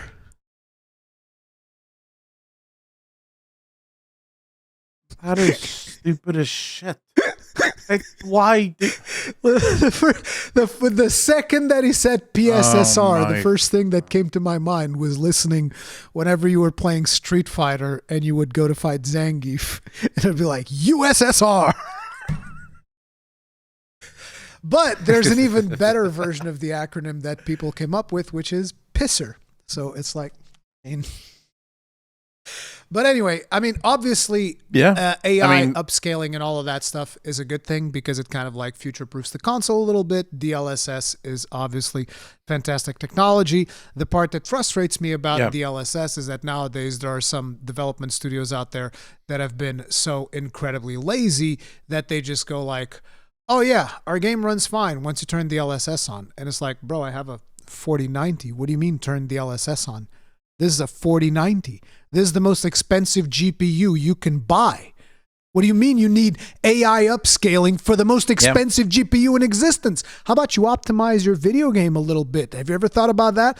And there's like, oh, just turn DLSS. And I don't like the fact that DLSS has become like this excuse that a lot of developers were going, yeah, just turn that on and AI upscaling will do the rest. And it's like, no, you optimize your video game to run properly so that we don't have to rely on AI upscaling, because there is usually a certain degree of loss that comes with upscaling. And I have some experience in this because a while back, again, I still think that DLSS is super impressive technology, because there was a time where I was having some tech issues in one of my computers. And so I was forced to do coverage on Monster Hunter Rise Sunbreak on my really, really old rig that's running on a 2060. A 2060, okay? And let me tell you what I was doing. I was capturing footage of Monster Hunter Rise Sunbreak at 1440p, all settings maxed out with DLSS, and I was capturing in the same computer at 20,000 bitrate and running smooth 60 on a 2060 GPU. So yes, DLSS technology is incredibly, it's just incredibly powerful. The one thing that I did notice is because I was playing the game on multiple platforms, I was like, oh wow, DLSS just completely took away all the fuzziness of the fur of the cats. They just have no fur whatsoever. It's just like a flat texture there in place of that, which probably a lot of people wouldn't even notice. It's just because I play the game on so many platforms. But, you know, you do end up losing something with the DLSS. Yeah. I mean, it is a mask, right? It is a mask. It is what it's doing is it's taking the picture from a 720 and then upscaling it to 1080 or to 1440. It's actually prediction. So they actually have algorithms which predict, so they will know from database and stuff like that. They know what each frame of a video game is supposed to look like, and it kind of like predicts it, and it generates it in real time, and that's why it looks so good. But yeah, they have that technology put into the PlayStation, which is a good thing. That's all fantastic. Now, there's also some meme-worthy moments. I just want to say that it seems like Sony has taken PSSR and combined it with DLSS and ray tracing. Yes. No, there's another one, because the thing that you're talking about where it will literally create. I mean, that's DLSS. I'm not talking about the PSS in between. I'm talking about DLSS. That's what it's doing. So No, DLSS is just upscaling. There's also predictive AI involved with DLSS. DLSS is just upscaling. The new, the predictive AI with DLSS is in the upscaling. So if you take something from 720p, you lose details, right? But then you upscale it to 1440, those details are put back by the AI. But there's the technology that you're talking about was later, but it all falls under DLSS. So it's not like but it is called frame something else where it will literally create frames. It's like a frame generation thing. But it sounds like they just combined it, which is better. Actually, I should give PlayStation but the thing is, thumbs up. The thing is, it's better than what I was talking only about the DLSS NVIDIA with does. The predictive stuff. Their thing only says AI-driven upscaling. So I don't know if they're using frame generation like the DLSS is. I don't know. Just making sure. Anyway, you get the idea. So the meme-worthy thing is that, I don't know if you're aware, But in the original box of the PlayStation 5, of the base PlayStation 5, and this is something that I called out when I got my review unit, because I got sent a PlayStation 5 to review. And when I was reviewing it, I was like, 8K? Because it says 8K on the box. Of the original PlayStation 5, it says 8K. And everybody laughs at it, right? I was like, bro, let's focus on nailing 4K down first to the point where we can play 4K at 60 FPS, not at 30. And then we can start talking about 8K. But once again, we have PlayStation on their blog post saying VRR and 8K gaming are also supported. And I was like, 8K gaming my ass, okay? This thing ain't doing... There's not even that many 8K displays available that don't cost like the price of a house. Like, you're insane. Your console's not doing 8K gaming. It is not happening. Bleeding edge PCs aren't doing 8K gaming. Get the hell out of here. Unless of course, your PlayStation is going to take off to fucking solve Mars. World hunger while you're doing your some impressive stuff like that. So yeah. But yeah, I mean, it's just that's one of the things that I would have liked to have seen was a refresh on the controller to improve battery, which is not the case because the battery on these controllers is still very short. It's slightly better than the DualShock 4, which was the previous one, so that's not getting any refresh. Another situation with the console is, obviously, during this presentation, they had to show games, right? They wanted to show you games. So it's like, and when you think about games, let me just ask you right now, if they're trying to sell you a piece of hardware, right? And they're going to show you games, what games do you want to see?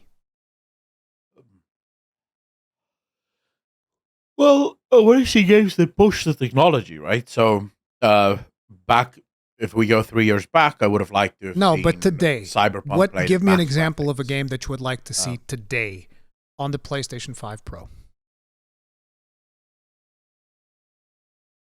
Oh shit! What's that game? It just came out. Space Marine 2, maybe. I'd like to see because that looks pretty. I'm assuming maybe something like a Wukong, which also has incredible visual detail. Yeah. Wukong would work really well. You'll probably showcase Assassin's Creed because it's a big deal. At least they think it's a big deal. Maybe you'll showcase Star Wars Outlaws and how the PlayStation fixes all of the problems and it's just perfect now because of the AI. Maybe some unreleased that would games, be one hell of a right? feat. Something that would be like an enticement to you buying the console. Actually, 100%. Maybe you do like a God of War upscaled, refreshed, brand new, graphics thing, or even a new God of War that you announced. But you'd want to see either completely unannounced games or games that we have talked about were shown in this presentation. Not a single one of them. So not only none of the games that we talked about were shown in this presentation, no unreleased games were shown in this presentation either. So the games that they showed during this presentation was Ratchet & Clank, which, again, phenomenal game. I actually played it through all the way. It's a fantastic game. And it's a game that... that doesn't show off anything. They're able to show off the cycle because now we have, you have fidelity mode at 60 FPS on this old game that you've probably already played. They showed The Last of Us 2, which I know that you don't know, but The Last of Us 2 is a PlayStation 4 game. Not even a PlayStation 5 game, but they have made like a remastered version, all that stuff. But yeah, it's a game from PlayStation 4. They showed, what else did they show? It was mostly Ratchet & Clank and Last of Us 2. They showed Demon Souls, which was a launch title for the original PS5, which, by the way, the original Demon Souls is actually a game from 2007. Well, if we're going by this train, I'm assuming Pong was in there as well. But Pong, they Tetris, basically showed a bunch of games that I want to make sure people understand. Really good games, but these are all games that if you care about any of them, you will have played them by now. You will have played them twice, maybe 3, maybe 5 times. These are not games that I would consider to be system sellers. These are not games that you are going like, oh, hell yeah, I can't wait to buy a PlayStation to play this game. I would argue potentially one of the games where you might get that vibe is Spider-Man, because Spider-Man is just such a popular brand, right? He's a super popular superhero. So there might be some people that go like, oh, hells yeah, I can play Spider-Man 2 with the best possible graphics now. Let's friggin' go. But I feel like those people who wanted to play Spider-Man already played Spider-Man. So there's just been not out for so long. too much of of kind of like, if you're somebody that's considering buying this, all of the games that they're showing in this presentation are all games that you've played.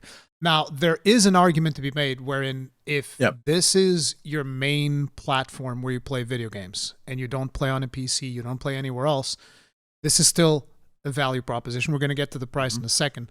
But, if you're somebody that's looking to get into the console space, I feel like they didn't do a good job of showcasing the console at its best.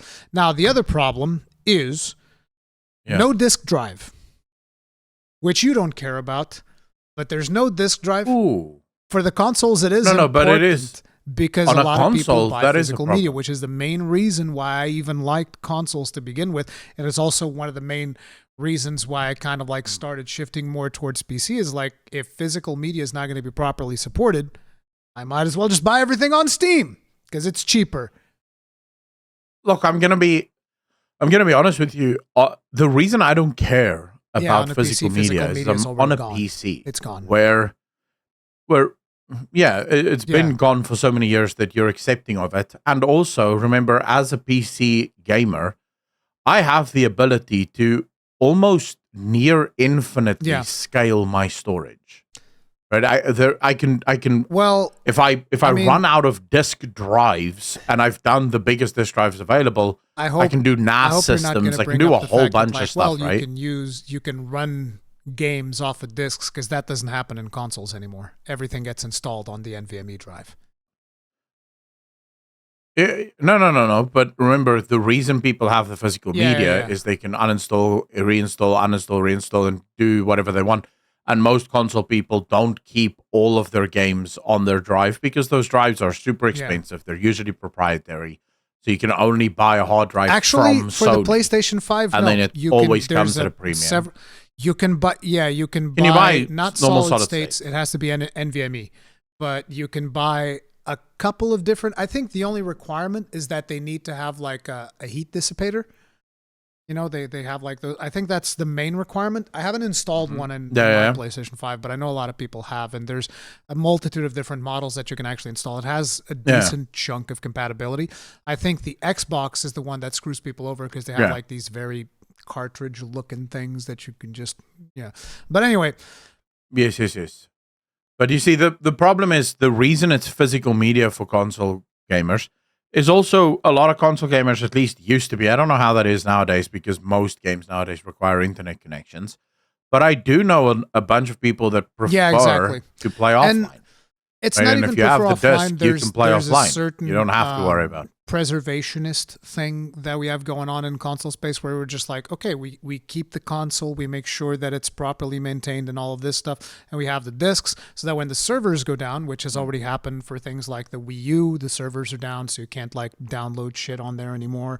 The 3DS and a bunch of other consoles, the servers have been discontinued, so you can't go to the stores and buy games anymore, which is why you have your games in physical format. That's one of the value propositions of consoles. This one does not have a disk drive, so you have to buy it separately, which is going to be $80, or in Europe it's 120 euros. So, and it's a little part that just attaches kind of like a homunculus. And then the PlayStation 5, as you've obviously seen, is supposed to be held vertically. Vertical stand is not included on the console. Yeah.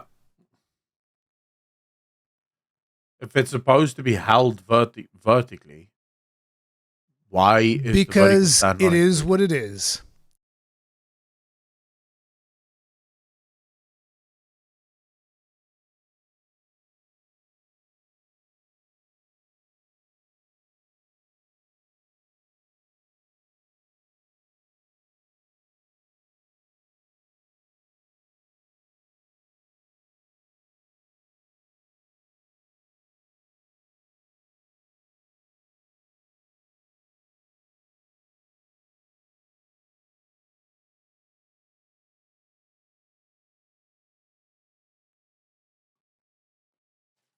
Okay. The wife wanted to come in and say hi. Mm-hmm.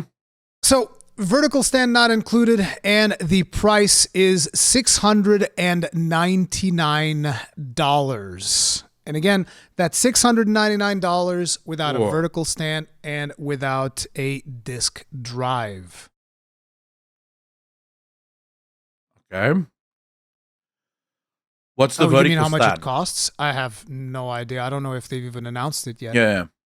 But I would expect a piece like that anywhere from like $50 to $80, maybe. Maybe 80 is a bit on the top side. So maybe like let's say go 40 or 50. Yeah, 50. Let's say 50. So you want to buy a disk, the disk drive. That's $80 extra. So now you're at $780. Then you want to buy that, you're at $830. So okay, $830. If I'm not mistaken, do they come with one controller, two controllers, or still just with the one controller? So if you want to buy another controller, what's the DualShock? DualShock, it's DualSense. I actually don't know how much controllers cost because they just increased the price. But let me look it up real quick. Shouldn't be too hard. DualSense, it costs $76 on Amazon right now. Well, actually, so you're looking at $900. So, yeah. So $900 if you want to buy another controller, but most people don't. Most people just keep the one. Yeah. Well, let's imagine you have, But listen, because I know some people still do multiplayer. Whatever. Here's the best part. But even then, right? Even if we go $699, which directly translates to 699 British pounds. Or 800 euro. How does it? See, there's a lot of stuff around this, which is because of the fact that tax is not included on the U.S. You have to, the U.S. price doesn't have tax, and then we have tax included. It's a big mess. But basically, outside of the States, it is still going to be significantly more expensive, even if you take the tax calculations into account. Yeah, but the U.S. one... Yeah, but the U.S. one is also going to have tax. You're just going to have the tax but it's going to be different at the point of sale. Depending on which state. I think some states are like 7%, other states are 10%. In Europe, ours is 23%. Well, you have 3%. So, but... Yeah, you're almost definitely going to have in that, you're going to have some kind of federal tax that's going to be added on, and then the state tax is going to be added on. So they're probably looking at a $700 price point, not $800 or $750 maybe. Price. Well, we'd like to hear from the US guys. Let us know how much it's actually going to cost you. It is very expensive. They didn't show a killer app, which is what you usually need for a console. It's like you need that one killer app that gets people to buy the console. So what is going to happen, my prediction is, if you are somebody who is invested in the PlayStation ecosystem, so let's say, the very same way that you have most of your games on Steam, there's going to be a lot of people that have most of their games on PlayStation. Yeah. So they don't have a choice. You can either play your games at 30 FPS, or you can buy the $700 console and play them at a better frame rate, potentially with better visuals, AI upscaling, and all of that stuff. And for those people, that is going to be, it's going to be, it's going to be a good value in a way, but at the same time, it is still very expensive. And I can't not look at this in a way that goes, PlayStation 5 has pretty much decimated Xbox in the console race this time around. And now they're in a dominant position. They're like, this is going to cost $700 because we can. And our controllers are now more expensive because we can. They're not better controllers. They're just more expensive because we can. And at the same time, the console just received a price hike in Japan. So in Japan, the base console got more expensive even. So it's like, there's a lot of stuff happening around this that I just feel like it doesn't feel like they've done a good job at showcasing this system and presenting it in the best light, which is why it's getting roasted all over the internet. I'm just checking something here. So, PlayStation 5 non-Pro. What was the normal? What was the normal PlayStation 5 called? Yeah. Just PlayStation 5. Oh, right now they're probably only trying to sell you on the Slim. No. So quickly tell me, what is the price of a normal PlayStation 5 in EU? Right now? With or without the disc drive, because they have both of those versions. Yes. The normal one. So the one that you bought, for example. I didn't buy it. What is the price of that? But oh yeah, it also got a price hike a while back, so it's $550. Yeah, I don't think they sell the normal one anymore for the most part. So this is the Slim with the disc drive, €550.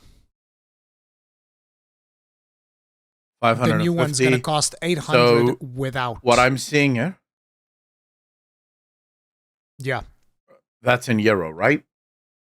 Yeah. Okay, so basically it was $500 without taxes for that version of the PlayStation when it launched. So when you look at the actual current price, people in the US are going to be paying not $699, but most likely $750 thereabouts. Yeah, $750, because it seems like there's a $50 difference between EU pricing and NA pricing, which is very expensive, right? $750, you're starting to get to, like, you're starting to veer now into the space of.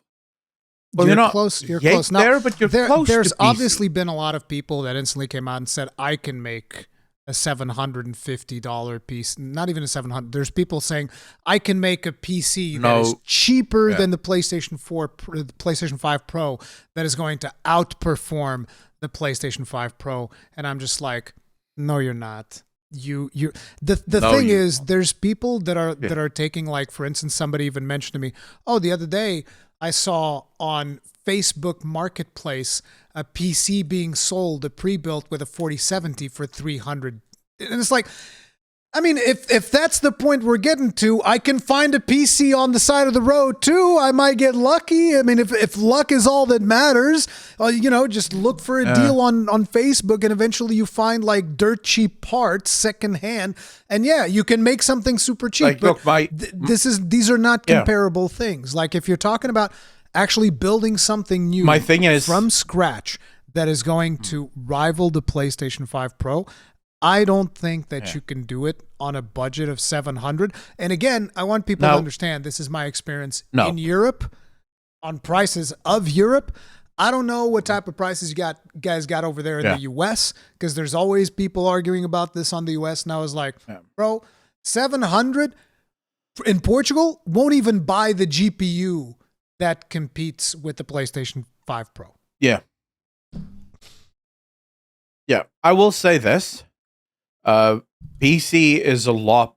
There are a lot of good secondhand PC There's also parts. A lot of scams. So if I were to include secondhand PC parts, no, obviously, but there are sites that do a decent job of trying to monitor it.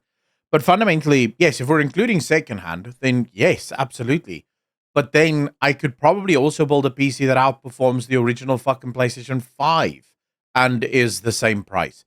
So to say secondhand pricing, first of all, you're talking about a lot of work that has to be done. You're going to search for fucking months to find all of the right components from the right people. So let's not talk that. Let's just talk brand new stuff. You cannot build.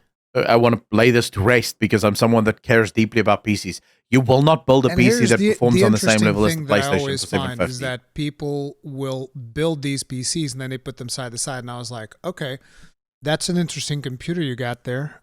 Where's your keyboard? Where's your mouse? Oh, you don't need those. Oh, I guess the console doesn't come with a controller either. Because, like, especially if you're trying to convince somebody that's coming from the console space, they're not going to want to play games on mouse and keyboard. they're going to want to play games on a controller. So you need a mouse and a keyboard to operate the actual computer operating system, and then you're also going to need a controller. And that's not even counting Windows license, which you don't need to buy a Windows license. You can have the annoying little message at the bottom of the screen that's like telling you that you're a scumbag, and you're like, I don't care. And then you can also pirate that if you want to. That's do whatever you want. But the point is, there's a lot of costs that people usually don't take into account. And that's without even considering, what it is like to run a video game on Windows versus running a video game on dedicated hardware of a console, which obviously developers are able to optimize much better there than on your specific version of Windows that is running on God knows how much different versions of hardware and all of that stuff. And when people hear me say this, they're like, oh, he's like Sony pony. But it's like, no, dude, I own right now 3 PCs. I have a streaming PC. I have another PC that I have for games so that whenever I game, it is not being affected by the performance of streaming. And then I have another mega rig at home that I use to work and to also stream from time to time. So it's like, I have 3 PCs. I have no interest in standing for consoles or anything like that. To me, it's like, look, you play where you can afford to play. I just want people to have a good time. You play on whatever platform you want. I just think that it is incredibly disingenuous of people to come out and say, oh yeah, $700, 100%. I'll make a PC beat that console into the dirt.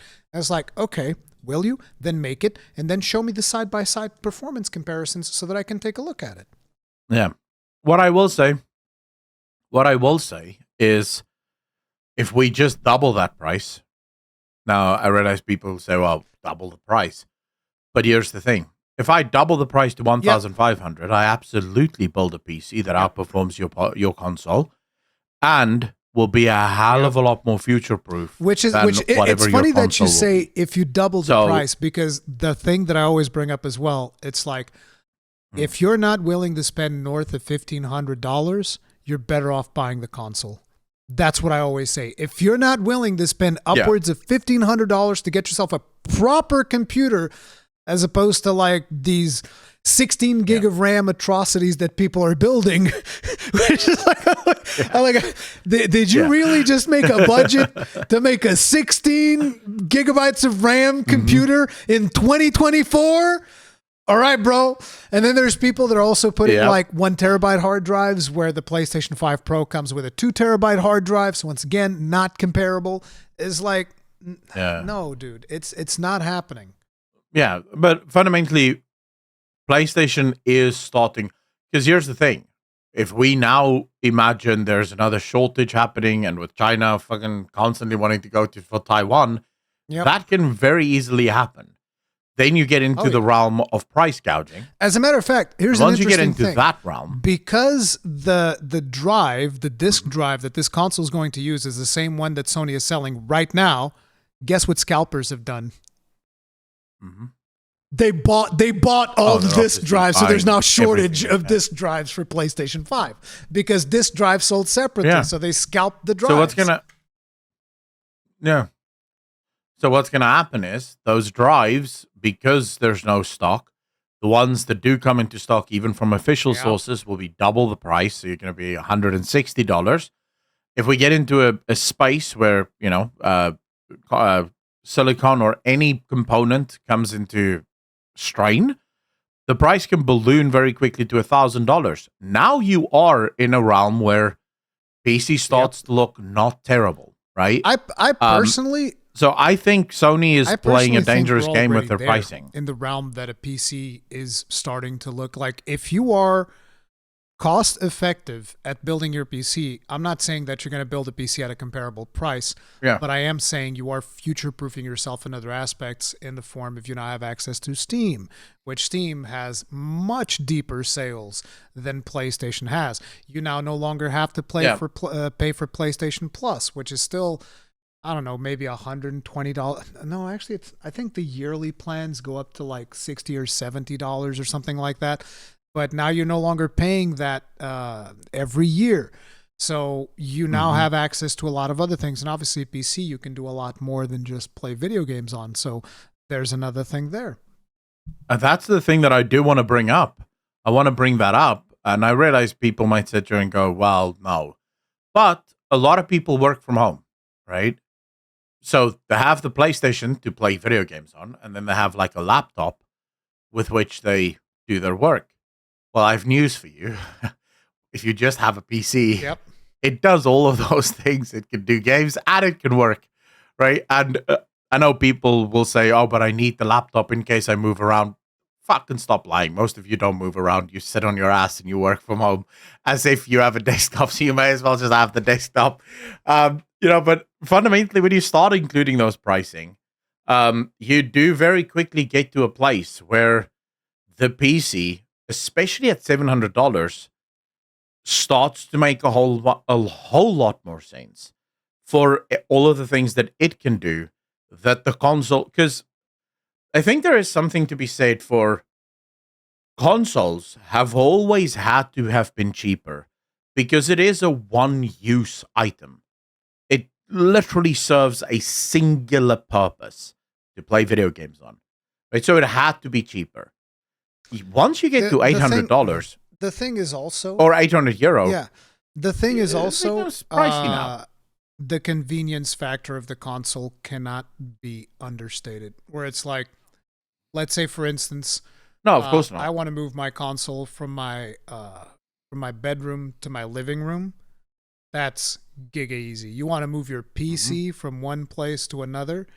That's a pain in the ass. And I know that there's going to be a lot of people in the comment section, I just unplug my HDMI and do this. And it's like, bro, shut the fuck up. You know as well as anybody that has a PC knows the pain in the ass that it is to move that bitch around. I've done LAN parties all the time, so I've moved my PC plenty of times. I take it to friends' houses and all of that shit. It is always, always, always a pain in the ass. A much bigger pain in the ass than a console. I have wanted to move my desk. And you don't want to do it around, because of the wires. Just like from this to this. And I literally look at the PC and go, fuck that. And this is like, you're just trying to move something a lot of work. Slightly. But then again, it is important to mention we are content creators, so we do use more peripherals than a lot of people do. But as a content creator, like, I'm just looking at my desk right now, and it's like, there's a wire for my controller. There's a wire for my mouse, a wire for my keyboard, wire for the 2 different cameras that I have, wires for the different monitors that I got going, wires for the lighting that I got going, the mics, the boom arm, bro, there's so many goddamn wires coming out of this bitch, dude. It's like, you have Stream Decks. Every time there's like even a minor hardware issue, I'm like, oh, I have to open this bitch. Oh God. Oh no. Is there a way that I can open it without disconnecting any of the wires and not risking any of these PCs? I will do it, bro. I'll take the chance just so that I don't have to unplug this bitch. Because it is a lot of work. But that's the thing. You get into PC, that also becomes part of the. You find a spot. But the thing is, I will say, that's where you are. When I'm building, I love building them, dude. If I could, if building PCs was something that was actually profitable, bro, I would find like a side hustle where every now and then, like every 2 or 3 days a week, I could just go and just build PCs. Because it's basically like Lego for grown-ups. I love building them. It's Lego. That's what it is. Because nowadays, a lot of people might look at it and you're like, oh my God, I can't even imagine building a PC. Like, listen, the hardest part about building a PC is seating the heatsink. That's the most annoying part because it involves thermal paste and you want to make sure that you get proper coverage on it and you want to make sure that you have enough space for all of that. And then depending on whether you have a water cooling solution or not, it might be more or less complicated in the socket that you're using. That is like the most complicated part because like seating your GPU, piss easy. Seating your RAM, piss easy. Seating the actual CPU.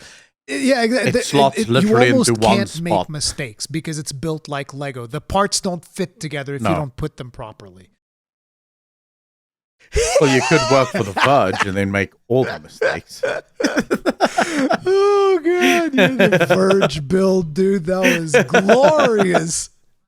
That meme will never die, bro.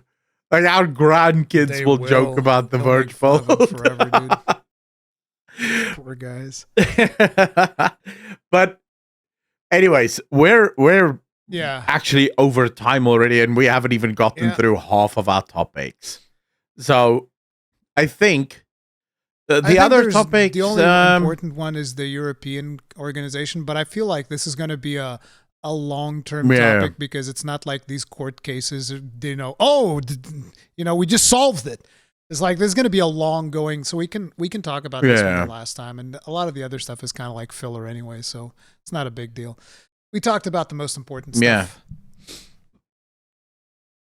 But we purposefully plan it usually this way to have all of the big stuff first. Yeah, the European Union one is going to be very interesting to keep an eye on, because for me at least, I'm always very skeptical when you get the government involved in anything, because they tend to make matters worse. But at the same time, making microtransactions worse, I'm like, sign me up. I want to see them burn. Yeah, but so for example, I'll give you, and it's actually so incredibly fortuitous that we're talking about this today, because I was just reading an article about Starlink in South Africa. So in South Africa, we basically have a communist government that is only held away from communism by the constitution, right? So the constitution makes it technically almost impossible to be communist. But we have a thing called the Competition Commission that makes sure that companies play by the rules, right? Most countries have this. And then we have, for internet space, we have a company, a government department called ICASA, which is like the Internet Something Association of South Africa. Okay, so these two companies, any new player in the internet space has to go through these these departments in order to play in South Africa. Starlink has been blocked repeatedly by ICASA for one reason only. For any internet company in South Africa to run, it has to have a black ownership of 50%. Starlink is obviously owned by Elon Musk. So obviously there's no black ownership there. So it's been blocked. They just refuse. Starlink is not allowed to open up. The problem with this is South Africa is one of the places in the world. It is the most unequal country in the world. So you have entire minority or majority in this case, but you have entire black communities that live so far away from the cities that they don't have access to fiber internet or anything to that effect, right? Now, imagine in the modern world not having access to internet, right? Like how far behind you're a kid that goes to school, you can't Google basic information. Now, ICASA obviously did this because they wanted to help black people so that black people would be incorporated in the economy. But this new rule, the unforeseen consequence of this rule is that black people are now being hurt, because for these communities to wait for fiber is going to take another 10, 15 years, because the companies have to physically lay cable to sometimes villages that's hundreds of miles away from the nearest center. So it's not going to be overnight. And then you have another problem, again, with the Competition Commission, where you have two companies that want to merge and become one company. And the reason they want to merge is because both of these companies have massive fiber networks, but they need to merge in order to keep expanding their fiber because, well, both companies are running into money problems. Together, they have enough money to keep expanding, but alone they don't. This is now being blocked by the Competition Commission. And what's happened now is all other fiber providers in South Africa have stopped rolling out fiber because they're afraid that they won't be able to buy and sell companies in the future. So again, this government trying to fix problems causes a bunch of problems that no one thought would be problems when they tried to fix the problem. I'm only saying all of this. Once the government gets involved, there is this thing called unforeseen consequences. So the European Union steps in, and believe me, we need someone to start regulating these companies with their in-game currencies. But that regulation could end up causing untold horrors further down the line, right? So we need to keep an eye on this and then see how it plays out. But there is a part of me that goes, no.